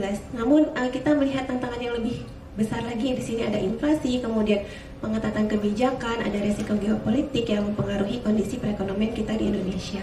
Nah, di sini kita lihat dari prediksi IMF memang pertumbuhan global itu diperkirakan di 2023 akan menurun ya Bapak dan Ibu sekalian. Berikut dengan inflasi itu tertinggi diprediksi di 2022 dan akan cukup tinggi juga di 2023, namun pergerakannya sudah mulai menurun. Nah, di sini di trigger oleh adanya kenaikan harga energi akibat adanya supply yang keterbatasan supply yang dipicu oleh adanya konflik geopolitik di Rusia dan Ukraina. Nah, di sini kita lihat inflasi di dunia ini memang arahnya bergerak meningkat ya Bapak dan Ibu sekalian. Namun di akhir 2022 itu sudah mulai menurun ya. Di Indonesia ini kan kita lihat inflasi kita di angka 5, sekian. Nah, ini kalau dibandingkan dengan negara lain mungkin tidak setinggi di UK atau Eropa atau US ya. Nah, dari inflasi ini kebijakan selanjutnya untuk menormalisasi kondisi itu adanya kenaikan suku bunga acuan yang Bank Sentral ya Bapak dan Ibu sekalian di tahun 2022 ini menaikkan kebijakan suku bunga acuannya untuk Indonesia sendiri mencapai 225 basis point. Nah, jadi dari inflasi kemudian suku bunga acuan yang tinggi ini yang kita highlight menjadi isu atau tantangan yang perbankan hadapi di Indonesia saat ini. Kemudian selanjutnya, nah untuk perekonomian Indonesia sendiri kita tahu bersama bahwa di 2022 ini mencapai 5,31% kumulatif ya Bapak dan Ibu sekalian. Ini jauh lebih tinggi dibandingkan tahun sebelumnya yang hanya mencapai 3, sekian. Nah, kalau kita lihat dari konstruksi dan real estate ini memang masih banyak peluang ya. Namun di sini sudah positif. Jadi seluruh sektor sudah berkontribusi positif di sini termasuk real estate dan konstruksi. Nah, kemudian kalau kita bandingkan dengan kondisi atau tantangan yang dihadapi ini pertumbuhan ekonomi dari mitra dagang ini cukup menantang ya Bapak dan Ibu sekalian. Di Cina itu pertumbuhan ekonominya menurun, kemudian di beberapa negara mitra dagang Indonesia juga ada beberapa yang menurun dengan kondisi inflasi juga yang cukup menantang. Kemudian next selanjutnya. Nah, dari sini ini tadi sudah disampaikan oleh Ibu Yanti dari BI, mungkin saya tidak menjelaskan lagi. Namun highlight di sini memang harga untuk indeks harga properti menunjukkan peningkatan Bapak dan Ibu sekalian. Dan penjualan ini masih pertumbuhan ya, masih tumbuh namun sedikit melambat memang. Dan ini tadi juga sudah disampaikan oleh Ibu Yati beberapa faktor yang menghambat antara lain harga bangunan, kemudian suku bunga KPR, perizinan, dan uang muka ya LTV, dan perpajakan. Berikutnya. Nah, ini sekilas saja untuk perkembangan kinerja perbankan Bapak dan Ibu sekalian, bahwa saat ini kita berada dalam kondisi pemulihan di mana kredit itu juga sudah tumbuh cukup signifikan. Di terakhir di Januari 2023 ini mencapai 10,53, sedikit lebih lambat dibandingkan bulan sebelumnya di akhir tahun 2022. Namun kita lihat bahwa pertumbuhan kredit ini jauh lebih tinggi daripada DPK ya, pertumbuhan DPK. Yang kita lihat bahwa di sini perbankan sudah mulai berambisi ya untuk bisa menyalurkan kreditnya lebih tinggi lagi. Kita lihat juga bahwa resiko kredit itu sudah cukup menurun baik ya, dibandingkan dengan 2020 itu di angka 3 pada periode pandemi. Di Januari 2023 ini sudah turun cukup signifikan di angka 2,59%. Kemudian LAR juga sudah sangat menggembirakan ya, dari 23% di pandemi sekarang kita di angka 14,52%. Kemudian dari ketahanan bank sendiri juga di sini karena tadi pertumbuhan kredit yang lebih tinggi daripada DPK, maka likuiditasnya sedikit menurun Bapak dan Ibu, namun masih di atas threshold ya, threshold yang aman.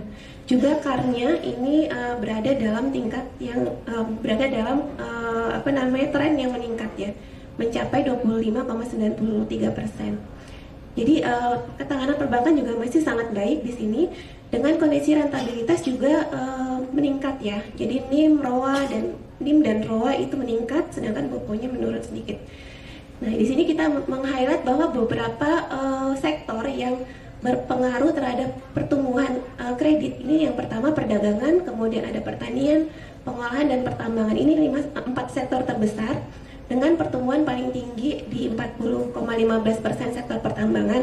Nah, kalau kita lihat di real estate ini pertumbuhannya cukup signifikan Bapak dan Ibu sekalian, di 18,94% untuk kredit ya.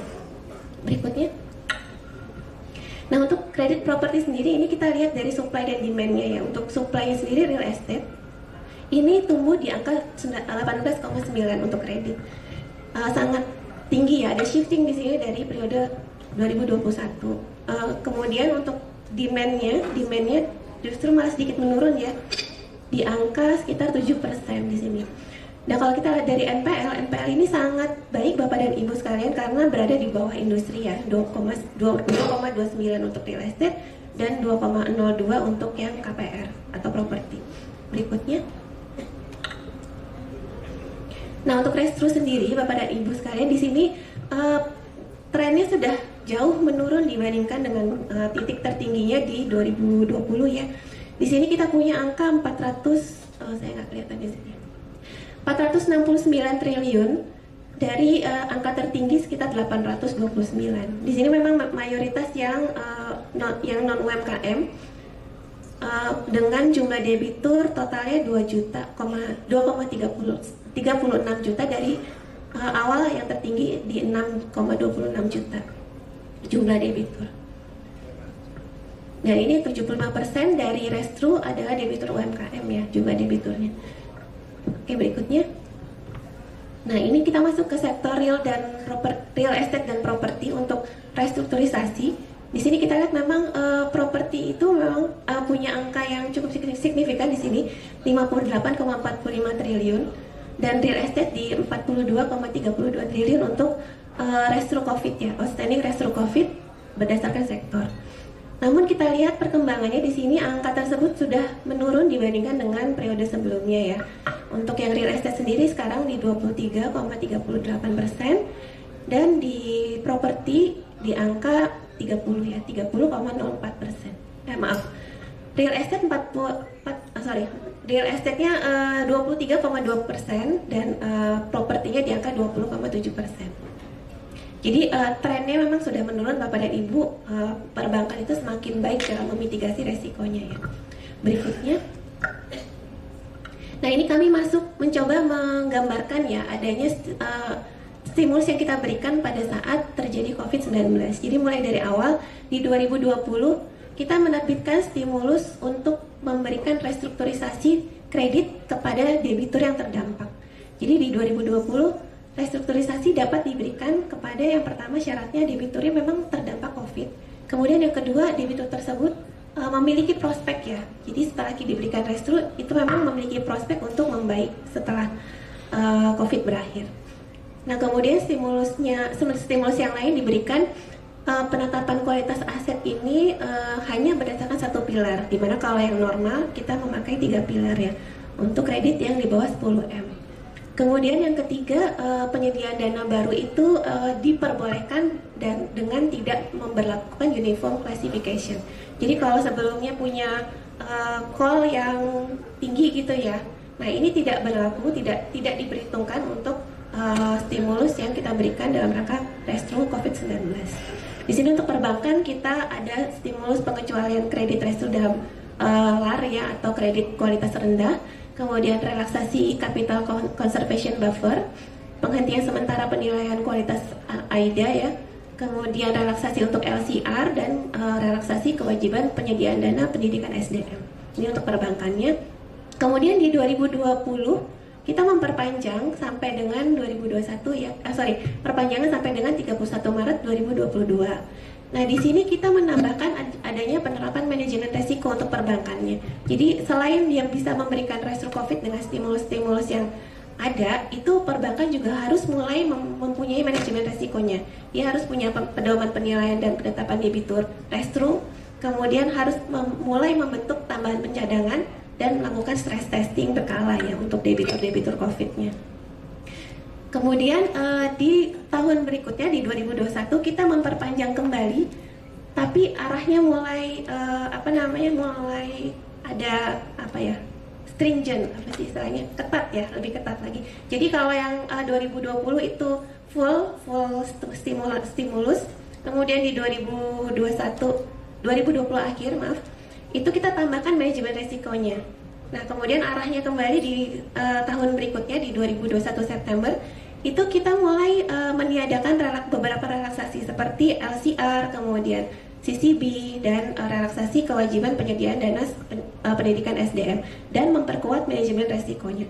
Jadi arahnya pergerakannya mulai stringent gitu ya untuk relaksasi tersebut.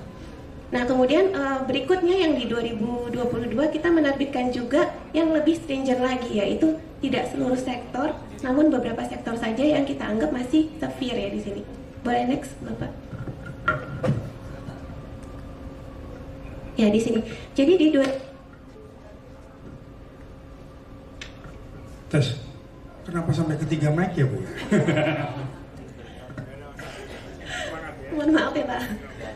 Ya, jadi di 2022 kita menerbitkan POJK bencana, Bapak dan Ibu sekalian. Ini sebenarnya kita anggap periode setelah COVID berakhir ya. Jadi kita mengeluarkan POJK baru, POJK bencana.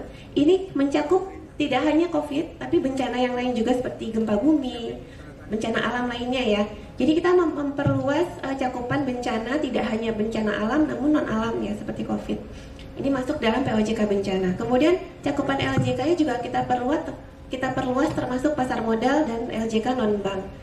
Juga ada perlakuan khusus untuk objek tidak hanya terbatas pada daerah tertentu, namun juga sektor-sektor tertentu yang akan ditetapkan dalam KDK ya. Jadi POJK ini adalah payung yang secara berkala itu sesuai kebutuhan akan ada KDK yang menunjuk POJK ini untuk memberikan stimulus-stimulus yang ada di POJK tersebut.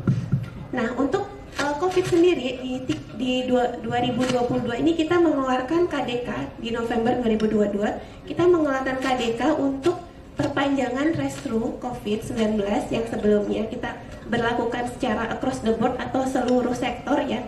Ini kita persempit kembali kepada sektor-sektor yang kita anggap masih severe, yaitu Akmamin, kemudian TPT dan segmen UMKM. Berikutnya. Nah, ini adalah perlakuan khususnya. Ini yang pertama, bank boleh memberikan boleh melakukan penilaian kualitas aset hanya berdasarkan ketepatan pembayaran pokok atau bunga ya. Jadi satu pilar itu. Kemudian yang kedua, bank dapat memberikan kredit baru tidak mempertimbangkan uniform classification kolektivitas sebelumnya. Nah ini pada saat penetapan restru, bank boleh memberikan kolektivitas lancar untuk debitur tersebut. Kemudian ini berlaku juga untuk debitur yang sudah memiliki kredit sebelum terjadinya bencana, sebelum ataupun setelah. Namun restru diberikan setelah terjadi bencana ya, kepada Ibu sekalian. Kemudian untuk internal perbankan ini kredit untuk yang di restru ini dikecualikan dari perhitungan aset berkualitas rendah atau LAR dalam perhitungan tingkat kesehatannya. Berikutnya. Nah, ini Bapak dan Ibu sekalian, jadi cakupan untuk kebijakan stimulus yang akan berakhir di nanti 2024, mulai dari kalau yang all sektor itu kan berakhir di 2023 ya, tapi ini ada perpanjangannya 1 tahun sampai dengan 2024. Sektor ekonominya hanya terbatas pada akomodasi, kemudian makan minum, tekstil, alas kaki ya. Kemudian segmennya untuk UMKM, cakupan banknya untuk bank umum konvensional, bank umum syariah, BPR dan BPRS berlaku sampai dengan 2024 Maret 31. Nah, dalam hal ini bank mitigasinya adalah perlu menerapkan manajemen risiko yang antara lain mencakup penilaian kemampuan bertahan debitur yang akan direstru, kemudian memperhitungkan pencadangan berdasarkan kondisi dan kinerja debitur sesuai standar akuntansi. Nah, pertanyaannya, bagaimana dengan debitur lain yang di luar ini, Bapak dan Ibu sekalian? Jadi yang pertama, kita melihat bahwa mungkin Bapak dan Ibu sekalian merasa sebetulnya restru masih diperlukan gitu ya.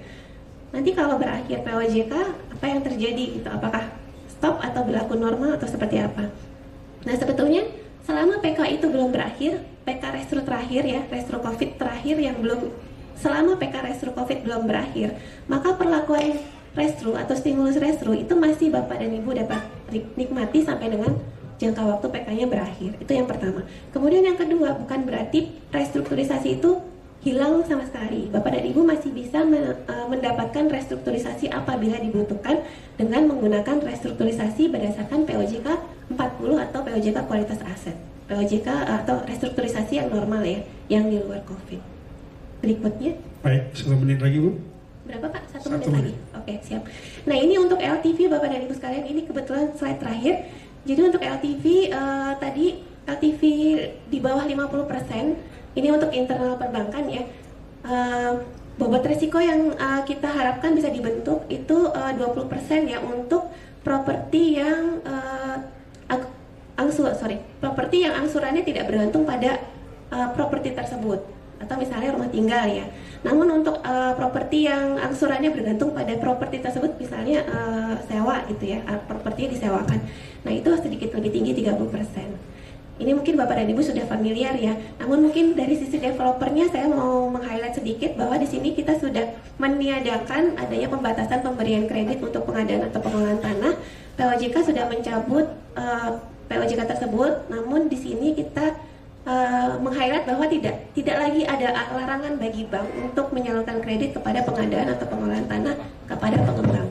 Namun untuk menghindari spekulasi kita tetap harus melihat ya beberapa syaratnya. Yang pertama, bobot resiko tetap 150%, 100% dengan syarat tertentu, dan bobot resiko sesuai dengan pihak lawan seperti yang kita sampaikan di dalam POJK nomor 20 2022. Mungkin itu saja yang bisa saya sampaikan. Selanjutnya mungkin saya... Baik, terima kasih Bu Woro. Iya, kita beri aplaus. Agak panjang, kira-kira 3 jam lah, biar agak jangan ngantuk kita. Oke, baik. Sebelum kita mendengarkan langsung realita dari para pengembang yang pada saat kesempatan hari ini, nanti Pak David Imam Santosa akan menyampaikannya. Kami mengucapkan selamat datang kepada Pak Edwin. Luar biasa. Iya, terima kasih ya Pak. Dari Modern ya. Oke, sebelum kita dengarkan, coba lirik kiri kanan. Apakah Bapak Ibu sesama tempat duduk sudah saling mengenal atau tidak mengenal, cuek begitu saja? Silahkan diconteng. Sudah ya? Iya, oke. Yang belum menikah atau sama-sama lajang itu bisa, nggak ada masalah. Dalam hal ini juga bisa kita, jadi nggak usah terlalu memikirkan mitigasi dan relaksasi, tapi juga bisa kombisasi, ya. Saya pikir begitu saja. Bu, kira-kira Bu Woro kombisasi itu artinya apa ya Bu ya? Nggak ada ya dalam OJK, dalam itu nggak ada ya. Saya juga baru muncul hari ini Bu. Baik, kita dengarkan bagaimana sebenarnya dari yang disampaikan perbankan, OJK, dari BI tadi. Nah, Pak David ini mewakili dari pengembang, yang kebetulan juga beliau selaku Wakil Ketua DPD DKI bidang pembiayaan dan perpajakan. Kami persilakan waktu kepada Pak David Iman Santosa. Terima kasih Pak Tony. Terima kasih juga pada Pak Arvin, Pak Rudi, dan juga Pak Edwin dan teman-teman pengembang semuanya. Hari ini sebenarnya saya kalau ingin menyampaikan dan mewakili daripada kira-kira 400 anggota daripada REI ini, maka kurang lebih ya Pak ya, kurang lebih daripada keadaan kami sendiri adalah bahwa sebenarnya COVID itu ada yang mungkin membuat daripada developer kami itu memang jatuh kepada titik yang paling terendah, kira-kira begitu. Sehingga setelah kita mengalami endemi ini, sebenarnya teman-teman yang sudah jatuh itu hanya bisa melompat, intinya hanya bisa melompat. Pertanyaannya adalah melompat seberapa tinggi. Itu yang penting sekarang pembicaraannya.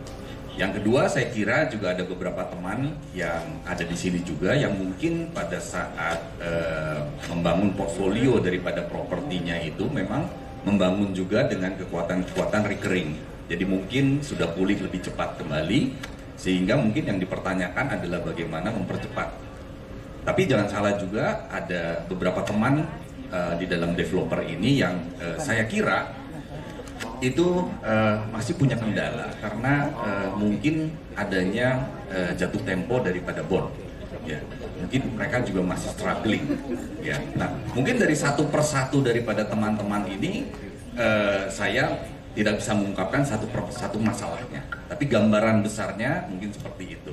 Nah, kenapa kita mengadakan diskusi ketemu anggota dengan juga para stakeholder daripada kebijakan dan juga bank sendiri, karena pada intinya hari ini saya juga ingin mengajak teman-teman yang di dalam REI ini bukan hanya mendengarkan searah, mungkin juga bisa berinteraksi sehingga terjadi satu yang namanya komunikasi, satu pengertian, bahkan kalau bisa satu solusi untuk keluarnya. Nah dengan begitu mungkin izinkan teman-teman ada hal yang mungkin saya bukakan dulu, tetapi izin Pak Tony mungkin karena kita juga sudah menuju ke jam 3 sore, kalau saya masih terus bercerita satu arah dan lain sebagainya, mungkin teman-teman juga sudah mulai ngantuk. Supaya semoga teman-teman juga pakai kesempatan ini bersama-sama dengan kita semua di sini boleh memberikan pernyataan, memberikan usulan, memberikan masukan yang kita intinya adalah ingin bersama-sama bangkit ya. Kira-kira ke situ teman-teman. Mungkin saya boleh ajukan dulu Pak. Yang pertama itu, kalau dari profil yang saya banyak lihat, memang profil khususnya kepada perbankan itu sendiri Pak, mungkin saya bisa bagi saat ini mungkin dua. Yang pertama adalah bagaimana policy daripada retail credit consumer gitu ya Pak ya. Nah pada saat ini profil di tempat saya sendiri hari ini 80% daripada calon customer saya memang menggunakan yang namanya KPR. Kira-kira kayak begitu ya Pak. Nah, pertanyaannya ini sebenarnya Pak begini sih. Ada yang menarik dari tadi sebenarnya dibicarakan bahwa kebijakan daripada BI itu sebenarnya ada yang namanya LTV 100%. Ya. Tapi ini tidak turun ke bawah, mungkin bank sendiri punya banyak pertimbangan dan lain sebagainya. Tapi Pak, kalau kita berpikirnya secara different, sebenarnya LTV 100% ini bisa juga dipakai untuk membantu teman-teman kita yang punya calon-calon customer yang memang high profile. Sehingga ini belum pernah keluar dan belum pernah saya dengar juga LTV 100 ini digunakan kesempatannya kepada teman-teman yang ada di bank. Ya. Jadi kalau kita bicara mengenai risk mungkin kita ketemunya dengan yang sangat risk sehingga kita nggak berani mengeluarkan itu. Tapi the other way of thinking adalah kalau kita mau berpikir agresif sedikit kan LTV 100% ini saya yakin dari teman-teman yang ada di sini juga punya calon-calon customer yang memang high profile gitu Pak. Nah mungkin salah satu yang baik sekali pertanyaan saya kebetulan ada dua risk division di sini ya dari BTN dan juga BNI. Kenapa Pak itu nggak pernah sampai terjadi padahal kita juga menunggu kalau memang bisa LTV daripada 100% gitu ya Pak ya, karena perbedaan pemikiran mindset aja mungkin yang membentuk sehingga akhirnya Bapak melihat risk di tempat kami sendiri bisa melihat itu sebagai satu opportunity gitu ya. Nah mungkin berkaitan juga dengan yang sekarang kredit daripada retail Pak, sebenarnya ada hal yang sangat baik sekali pastinya ya, dalam pengertian hari ini dengan segala slick dan lain sebagainya teman-teman kami sorry Pak, jadi kalau saya developer selalu kalau duduk dengan consumer banking kayaknya sekapal Pak. Kapal satu lagi sebenarnya ada di tempat Bapak sebagai risk, karena teman-teman kami sebenarnya kalau nggak dapat deal daripada itu kami sekapal, tapi sisanya di Bapak, kira-kira kayak begitu. Nah mungkin Pak kalau memang akhirnya kita bisa memitigasi, Bapak juga tentu ada hal-hal yang perlu dijaga, memitigasi dengan satu data yang cukup terbuka, yang cukup terintegrasi ya. Karena kedepannya ini kita juga sangat-sangat melihat satu hal yang sangat baik ketika yang namanya NPWP menyatu dengan KTP. Berarti ini kita memasuki yang namanya social security seperti di Amerika sana Pak. Nah apakah bisa memang memakai kesempatan ini sehingga ada yang namanya verified database yang kita bisa sharing bersama dengan verified dengan teman-teman anggota di sini, sehingga kita juga bisa saling melihat profil daripada customer yang akan mengajukan gitu ya. Tapi tentu aja masukan Pak Toto tadi sangat valid Pak. Tentu kita nggak melihat dari developernya sendiri, tapi dari customernya sendiri. Bagaimana kalau mereka betul Pak banyak sekali kena yang namanya pinjaman-pinjaman daripada ojol itu sendiri Pak. Ya. Jadi mungkin kalau di dalam sisi pinjaman retailnya, mungkin saya buka dan mengajak teman-teman nanti saling menambahkan Pak. Dan silahkan nih Pak untuk mengundang dari sisi bank risk itu susah Pak, biasanya mereka sangat menjaga sehingga jarang muncul. Kalau sekarang bisa datang 2 Pak, tolong nih Pak, ini kesempatan besar sekali bagaimana kita bisa mempunyai satu solusi mitigasi di dalam ininya ya. Yang kedua mungkin Pak dari sisi kredit daripada pembangunan itu sendiri. Kalau sekarang teman-teman semua selalu punya satu mindset bahwa iya memang apartemen itu belum, apartemen itu sulit, apartemen itu semua jadi serba sulit gitu Pak. Tapi kalau saya lihat salah satu yang memang perlu dibukakan juga adalah memang kenyataannya memang kredit-kredit daripada pembangunan apartemen itu mungkin kita harus perlu juga melihat Pak. Mungkin Bapak juga bisa share risk itu seperti apa, karena saya yakin dari teman-teman semua ini masih ada yang memang melanjutkan, meneruskan atau ingin membuka kesempatan untuk melihat kredit daripada pembangunan apartemen. Karena kalau kita semuanya melihat bahwa ya demand nggak ada, kredit susah, ini semua nggak ada, maka nggak pernah lagi tuh ya kita memberanikan diri membuka peluang kepada ini. Tapi hari ini kalau kita memang bisa berdiskusi, kalau salah satu faktor daripada kredit itu kita bisa juga terbuka Pak, itu merupakan satu hal yang developer juga bisa melihat dan memberanikan diri ke arah situ.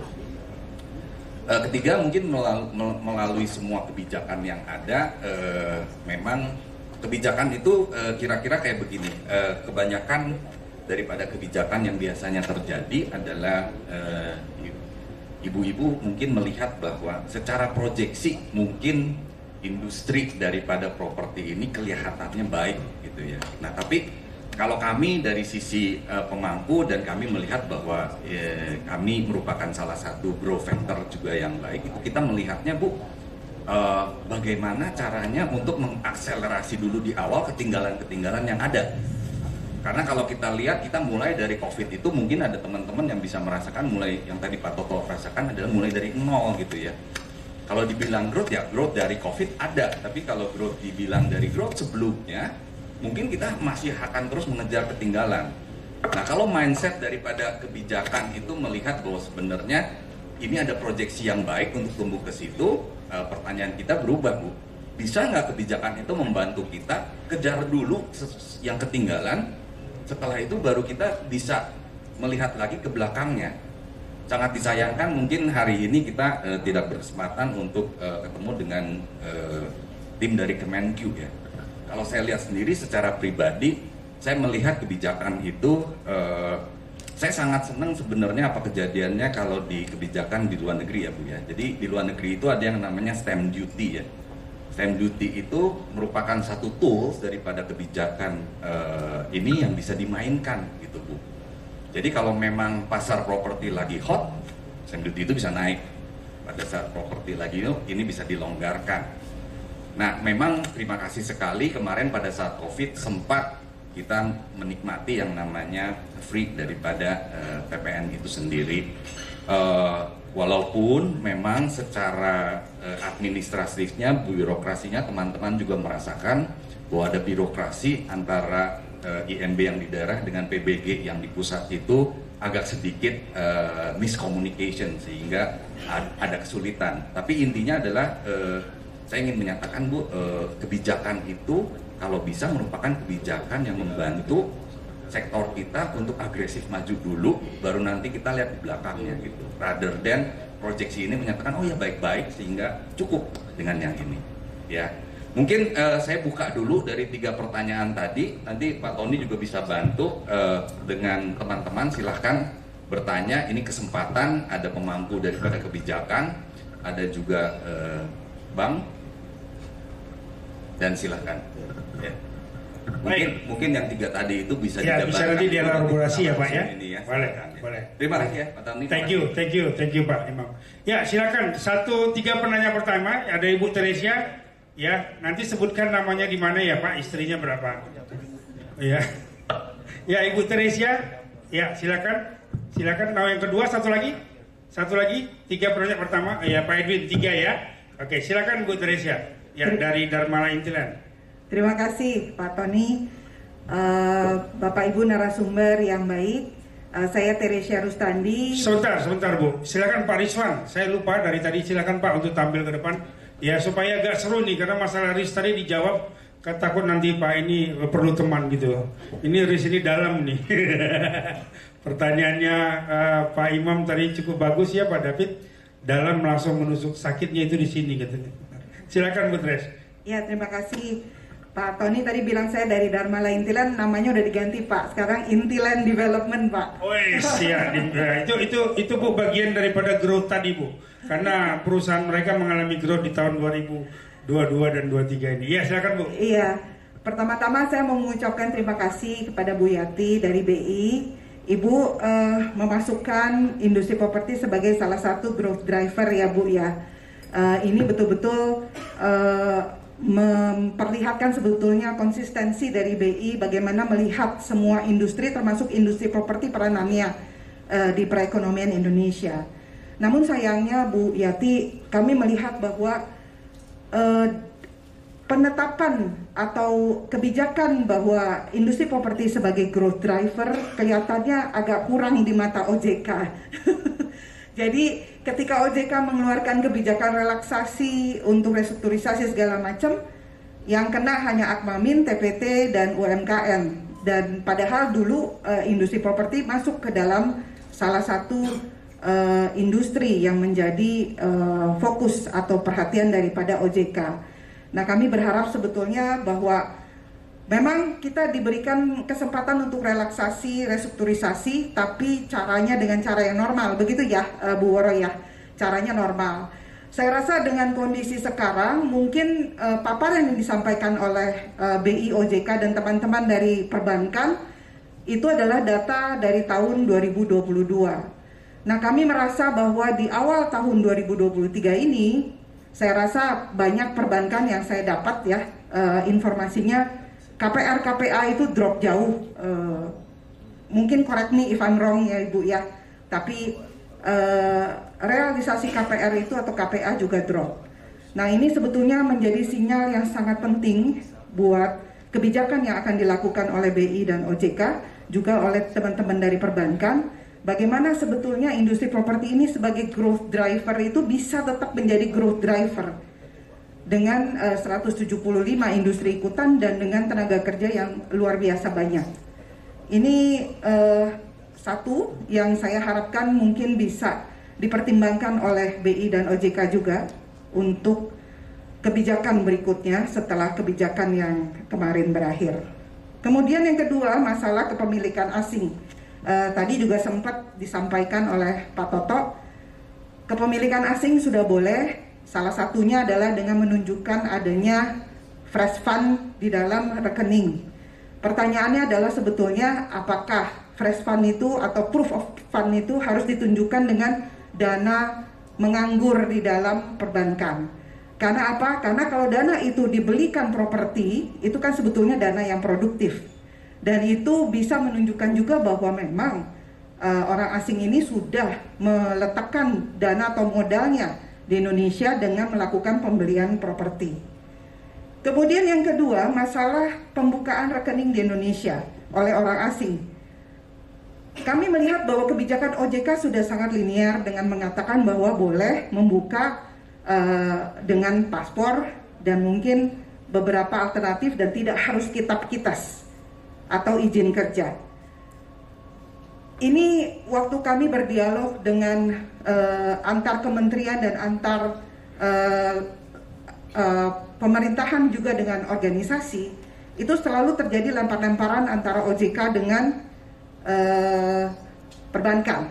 Pertanyaannya adalah, apakah memang ada keengganan dari perbankan untuk memberikan kesempatan kepada orang asing untuk membuka rekening, padahal mereka mau melakukan transfer dana ke Indonesia? Kenapa perbankan masih agak enggan untuk itu dan masih mempertanyakan kitab dan kitas? Padahal OJK jelas tidak harus kitab dan kitas. Kemudian yang ketiga, kita tahu terutama perusahaan-perusahaan perbankan yang TBK itu rasanya nilai keuntungan yang dibukukan itu cukup sangat besar, bukan cukup, bahkan kadang-kadang mungkin net profitnya bisa jauh lebih besar daripada revenue yang diproduce oleh teman-teman pengembang di Indonesia. Apalagi tadi juga disampaikan oleh OJK bahwa perbankan sekarang liquid, modalnya juga sangat kuat. Namun pertanyaannya, kenapa alirannya ke industri properti ini menjadi sangat berat dengan berbagai aturan yang cukup berat. Nah, ini juga menjadi, ini rasanya kalau ditanya ke OJK dibalikan lagi, tadi mungkin Pak David bilang risk appetite dari masing-masing perbankan. Kalau kita semua sepakat industri properti sebagai growth driver, nah ini kan bisa menjadi justifikasi juga. Ini juga mungkin mohon teman-teman perbankan bisa menyampaikan kenapa sebetulnya yang menjadi keengganan dari teman-teman perbankan. Kemudian masalah suku bunga working capital juga, Pak. Suku bunga working capital ini rasanya kalau secara komersial itu cukup tinggi, Pak. Sekarang udah di atas 2 digit, which is actually gapnya terlalu sangat besar dengan kebijakan repo bunga dari BI. Nah, ini juga mungkin dengan kondisi perbankan yang liquid dan modal yang kuat, mungkin teman-teman perbankan juga bisa memberikan kebijakan terhadap industri properti yang bisa menggerakkan industri lainnya. Terakhir, saya juga mau menyampaikan kepada Ibu Woro. Tadi Ibu menyampaikan ada istilah real estate dan properti, Bu. Terus terang ini juga permasalahan yang kami dapat ketika kami bicara dengan BPS, Bu. Biro Pusat Statistik. Real estate bagian daripada properti, sehingga real estate menjadi sangat kecil kontribusinya kepada PDB Indonesia, hanya sekitar 2,7-2,8%. Tapi kita bicara industri properti, maka kontribusinya menurut situs Kemenku itu 13,6%, Bu, kepada PDB nasional. Pertanyaannya adalah tadi, apakah Ibu juga membedakan mana real estate, mana properti, atau Ibu ketika mengeluarkan suatu kebijakan itu apa yang menjadi pertimbangan Ibu untuk membedakan antara real estate dengan properti? Saya rasa demikian, Pak Tony. Terima kasih banyak. Siap. Ya, thank you banget ini Bu Teresia. Ya, sudah disimak dengan baik, Pak. Oke, kita tampung lagi penanya kedua. Oke-nya banyak ya. Mau dijawab dulu? Gimana? Boleh ya, jawab dulu ya. Oke, baik. Siapa dulu yang mengambil inisiatif? Ya, dari BNI boleh. Silakan, Pak. Ya. Ya, terima kasih Pak Tony. Saya mungkin nggak semua bisa saya jawab karena saya dari risiko kredit retail. Jadi mungkin saya menanggapi yang Pak David dulu tadi. Yang pertama, saya tunjukkan data dulu, Pak. Sebelum pandemi, kami itu punya kredit bermasalah di GRIA itu 11%. Dari total kira-kira 50 triliun, 11%-nya bermasalah. Sebelum pandemi. Jadi kalau 11% ya kira-kira berarti 5 triliun. Nah, definisi dari bermasalah itu adalah dia kalau di bank kan ada kolektibilitas ya. Belum macet, kolektibilitas 2, kolektibilitas 3, 4, 5 itu totalnya adalah 5 triliun tadi. Nah, begitu masuk pandemi, kita dapat bonus, Pak. Totalnya jadi 23%. Jadi naik hampir 2 kali lipat. Dari 5 triliun menjadi 10 triliun. Nah, tapi kemudian muncul kebijakan stimulus dari OJK. Kita boleh melakukan restrukturisasi dan sebagainya. Alhamdulillah sekarang sudah turun menjadi 13%, Pak. Jadi saya bisa sampaikan bahwa sebenarnya kebijakan risiko atau mitigasi yang didukung oleh regulator itu alhamdulillah berhasil. Jadi kita harus berterima kasih pada kondisi ini. Jadi apa kemudian yang kami lakukan adalah dulu kami membatasi, Pak. Contohnya begini, dulu industri penerbangan itu nggak jelas, sehingga kalau pilot yang masih terbang, pilot yang sudah tidak terbang, kami tolak pasti kreditnya, mau kredit apapun. Kedua, misalnya karyawan hotel atau karyawan kapal pesiar di Bali, Pak, pasti kami tolak, meskipun sebenarnya dia masih bekerja. Nah, kemudian karyawan di industri, di manufaktur misalnya, banyak yang tutup, kami tolak juga.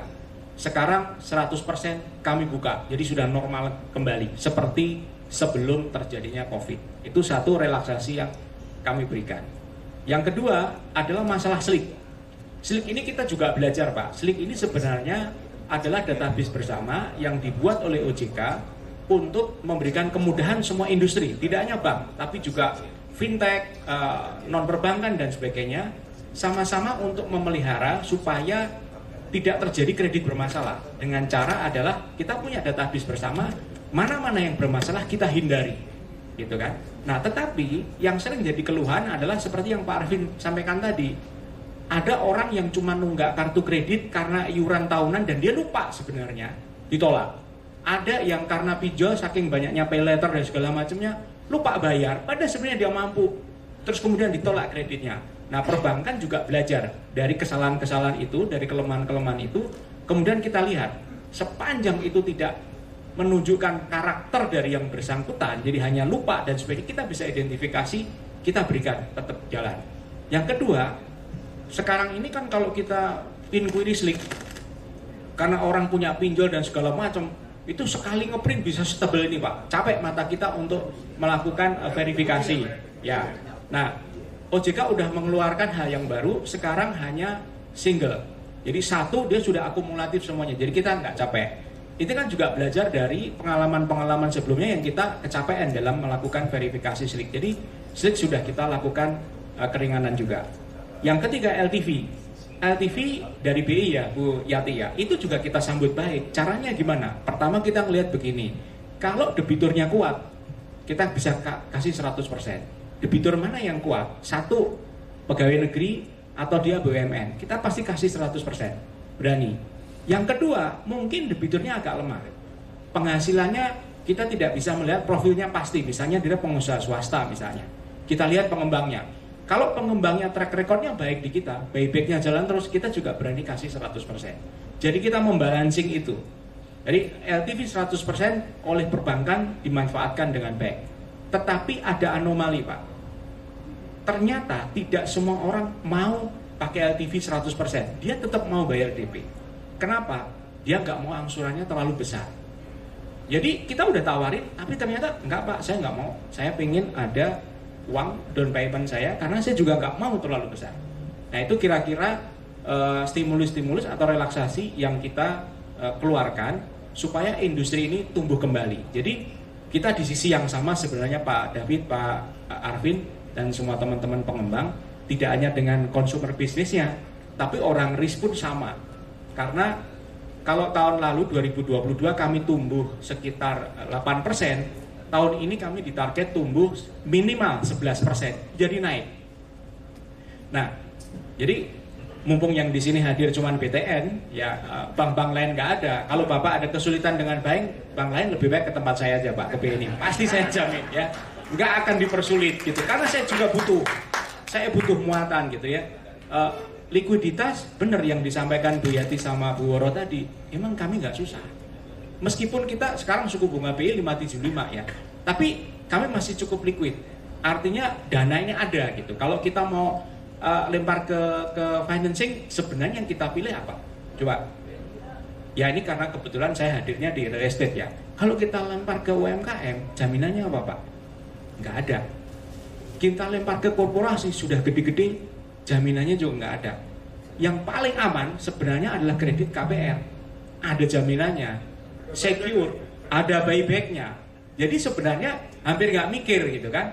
Makanya kami diberi keleluasaan sebenarnya oleh dirut kami. Oke, properti atau kredit KPR sekarang top priority untuk tumbuh lebih tinggi dibanding segmen-segmen yang lain. Jadi justru kami butuh ya, ibarat kalau sekarang itu ke industri multi finance mobil ya, kita butuh mobil-mobil baru ya, kayak apa itu Honda WRV muncul, apa Veloz yang baru muncul, Kijang Zenith.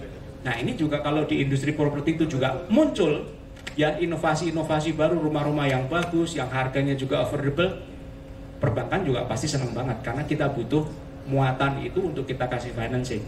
Mungkin itu Pak, nanti kita bisa sambung beberapa yang lain, mungkin kasih kesempatan dulu ke Bu Yati sama Mbak Woro karena tadi banyak disinggung oleh Bu Teresia ya tadi ya. Silakan Bu Yati.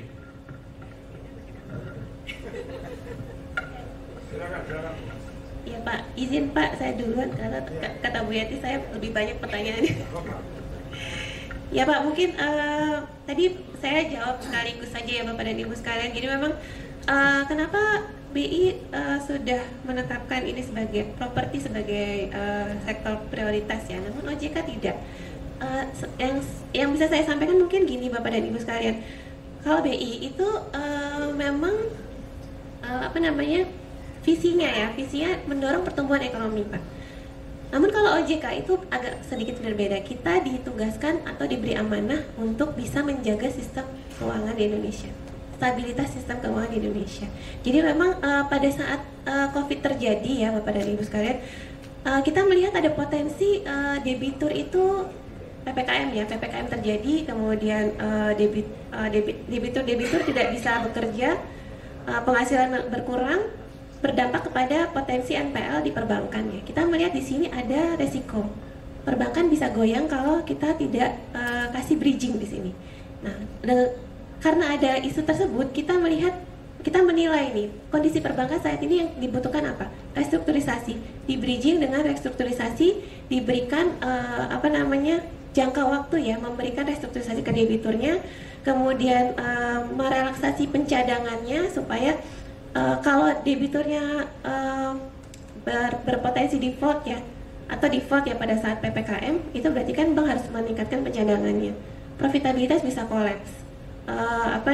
CAR permodalan bisa butuh lebih banyak lagi. Nah dari sini kita membridging dengan adanya restrukturisasi, kemudian kita menilai bahwa memang kebutuhan restrukturisasi ini tidak bisa lama, tidak bisa terus-menerus dilakukan. Karena yang pertama kita melihat kebutuhan ya dari ekonomi yang sudah recover itu restrukturisasi ini mungkin tidak lagi akan dibutuhkan sebanyak itu. Kemudian yang kedua, dengan adanya kondisi perbankan yang sekarang sudah cukup resilience ya dibandingkan dengan kondisi pandemi. Nah kemudian yang ketiga, kita perlu mencatat juga bahwa dengan adanya restrukturisasi ini ada relaksasi yang kita itu memberikan keringanan atau misalnya standar. Kalau di perbankan itu ya kita harus comply dengan standar prudensial ya, standar prudensial tertentu. Nah, ketika memberikan restrukturisasi, ini ada relaksasi atau ada penurunan compliance kita terhadap standar tersebut. Nah, ini di mata internasional kalau terjadi terus-menerus, ini tidak akan baik di mata penilaian internasional. Terbukti kalau kita melihat dari negara-negara lain ya, misalnya di Singapura, di Malaysia, itu stimulus untuk mikroprudensial dalam hal ini seperti restru itu sudah tidak ada lagi yang terkait COVID ya. Mungkin nanti kalau terkait inflasi, terkait harga komoditas itu nanti akan ada stimulus-stimulus lainnya. Namun terkait COVID itu di negara-negara lain sudah tidak diberlakukan lagi. Hanya di Indonesia yang masih menerapkan hal tersebut. Nah makanya dengan adanya spread gap dari compliance kita terhadap standar internasional, kita menilai bahwa restrukturisasi ini tidak bisa diberlakukan terus-menerus. Kalau diberlakukan terus-menerus akan ada moral hazard dari berbagai pihak ya. Nah kemudian kita menilai juga 3 tahun saja cukup. Jadi dari 2020, 2021, 2022 itu sebetulnya sudah cukup. Sudah cukup kita berikan waktu kepada perbankan untuk bisa memanage resikonya pelan-pelan, memupuk pencadangannya pelan-pelan sehingga nanti pada saat restru itu dilepas, perbankan sudah siap, debitur sudah siap. Jadi ketika kita melihat di akhir 2022, kita melihat mana sih sektor-sektor yang betul-betul membutuhkan ya. Jadi kalau kita boleh share sedikit tentang assessment kita, kenapa kita hanya memilih akomodasi makan dan minum, hanya memilih UMKM? Karena kita waktu kita melakukan assessment dari nilai 100 sampai paling rendahnya itu 40, Akmamin itu ada di angka 40. Tapi kalau kita lihat sektor real estate atau properti itu angkanya masih di angka 80. Jadi kalau tadi Pak David ya menanyakan tentang akselerasi di awal seperti apa. Sebetulnya kalau kita lihat dari assessment kita sudah menilai real estate ini dari kita bandingkan dengan kondisi sebelum pandemi itu sebetulnya sudah pulih Pak. Dari sisi PDB-nya, kemudian pertumbuhan kreditnya.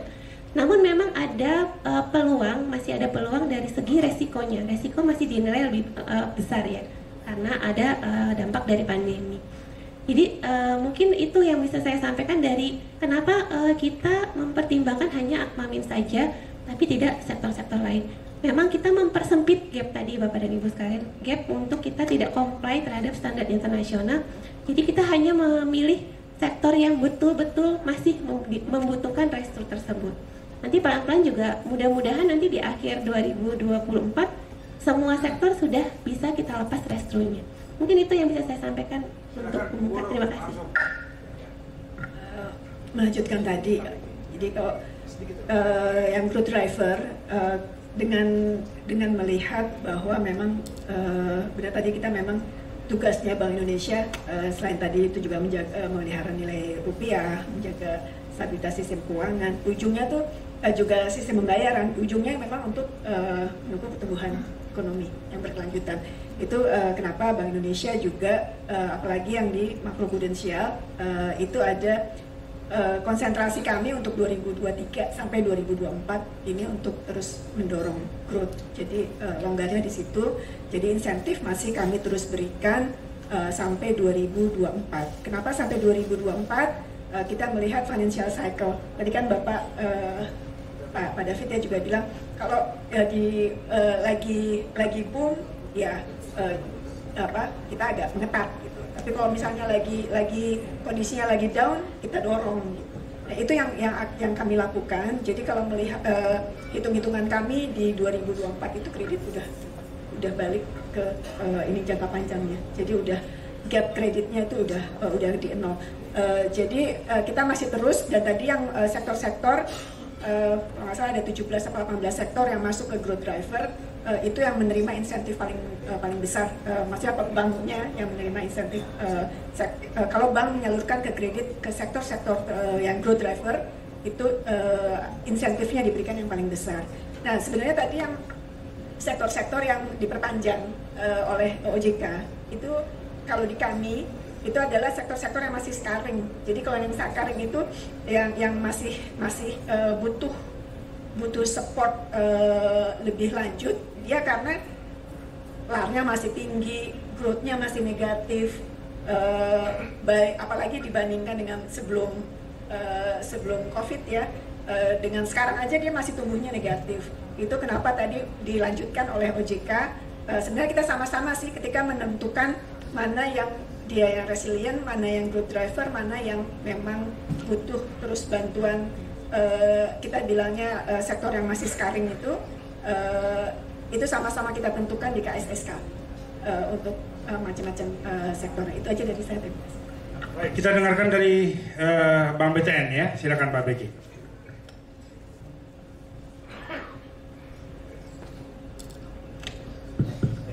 Baik, sedikit aja Pak menambahkan.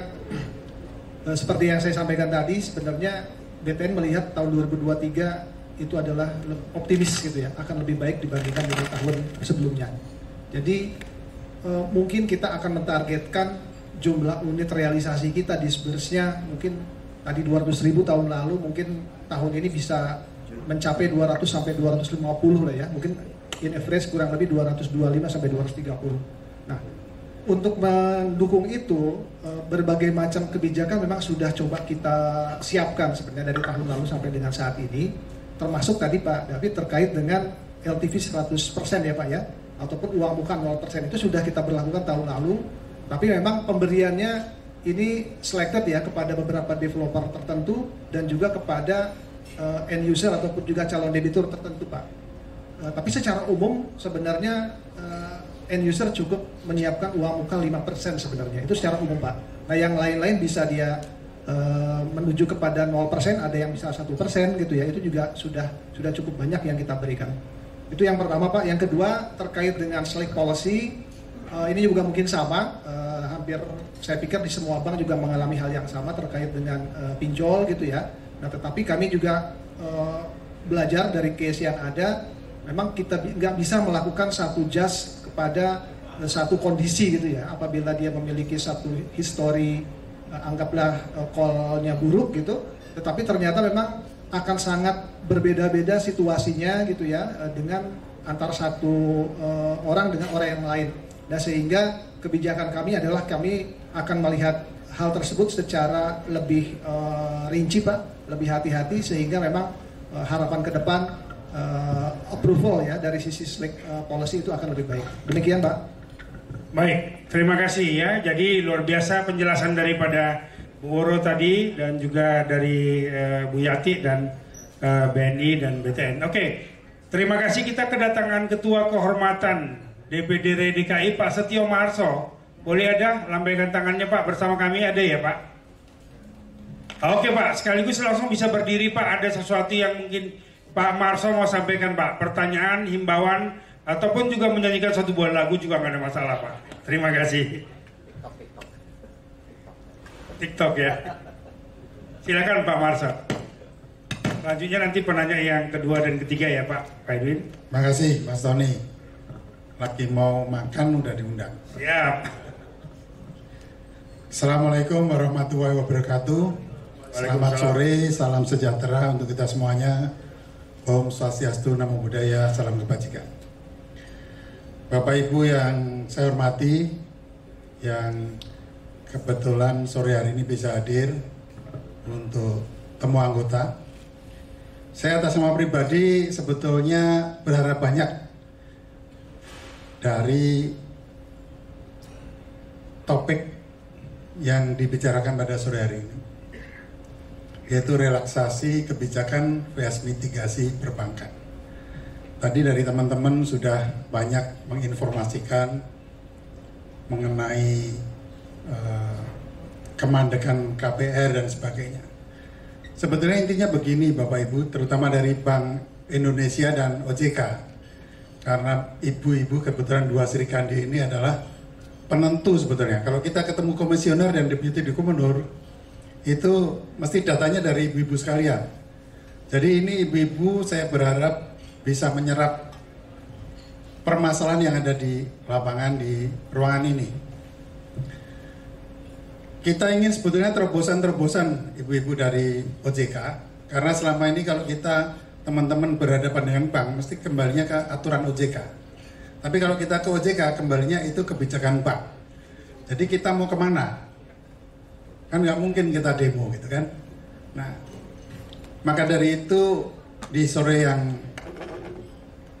berbahagia ini, walaupun di luar anginnya besar, hujan, saya berharap OJK dan BI memberikan solusi terhadap terobosan pembiayaan ataupun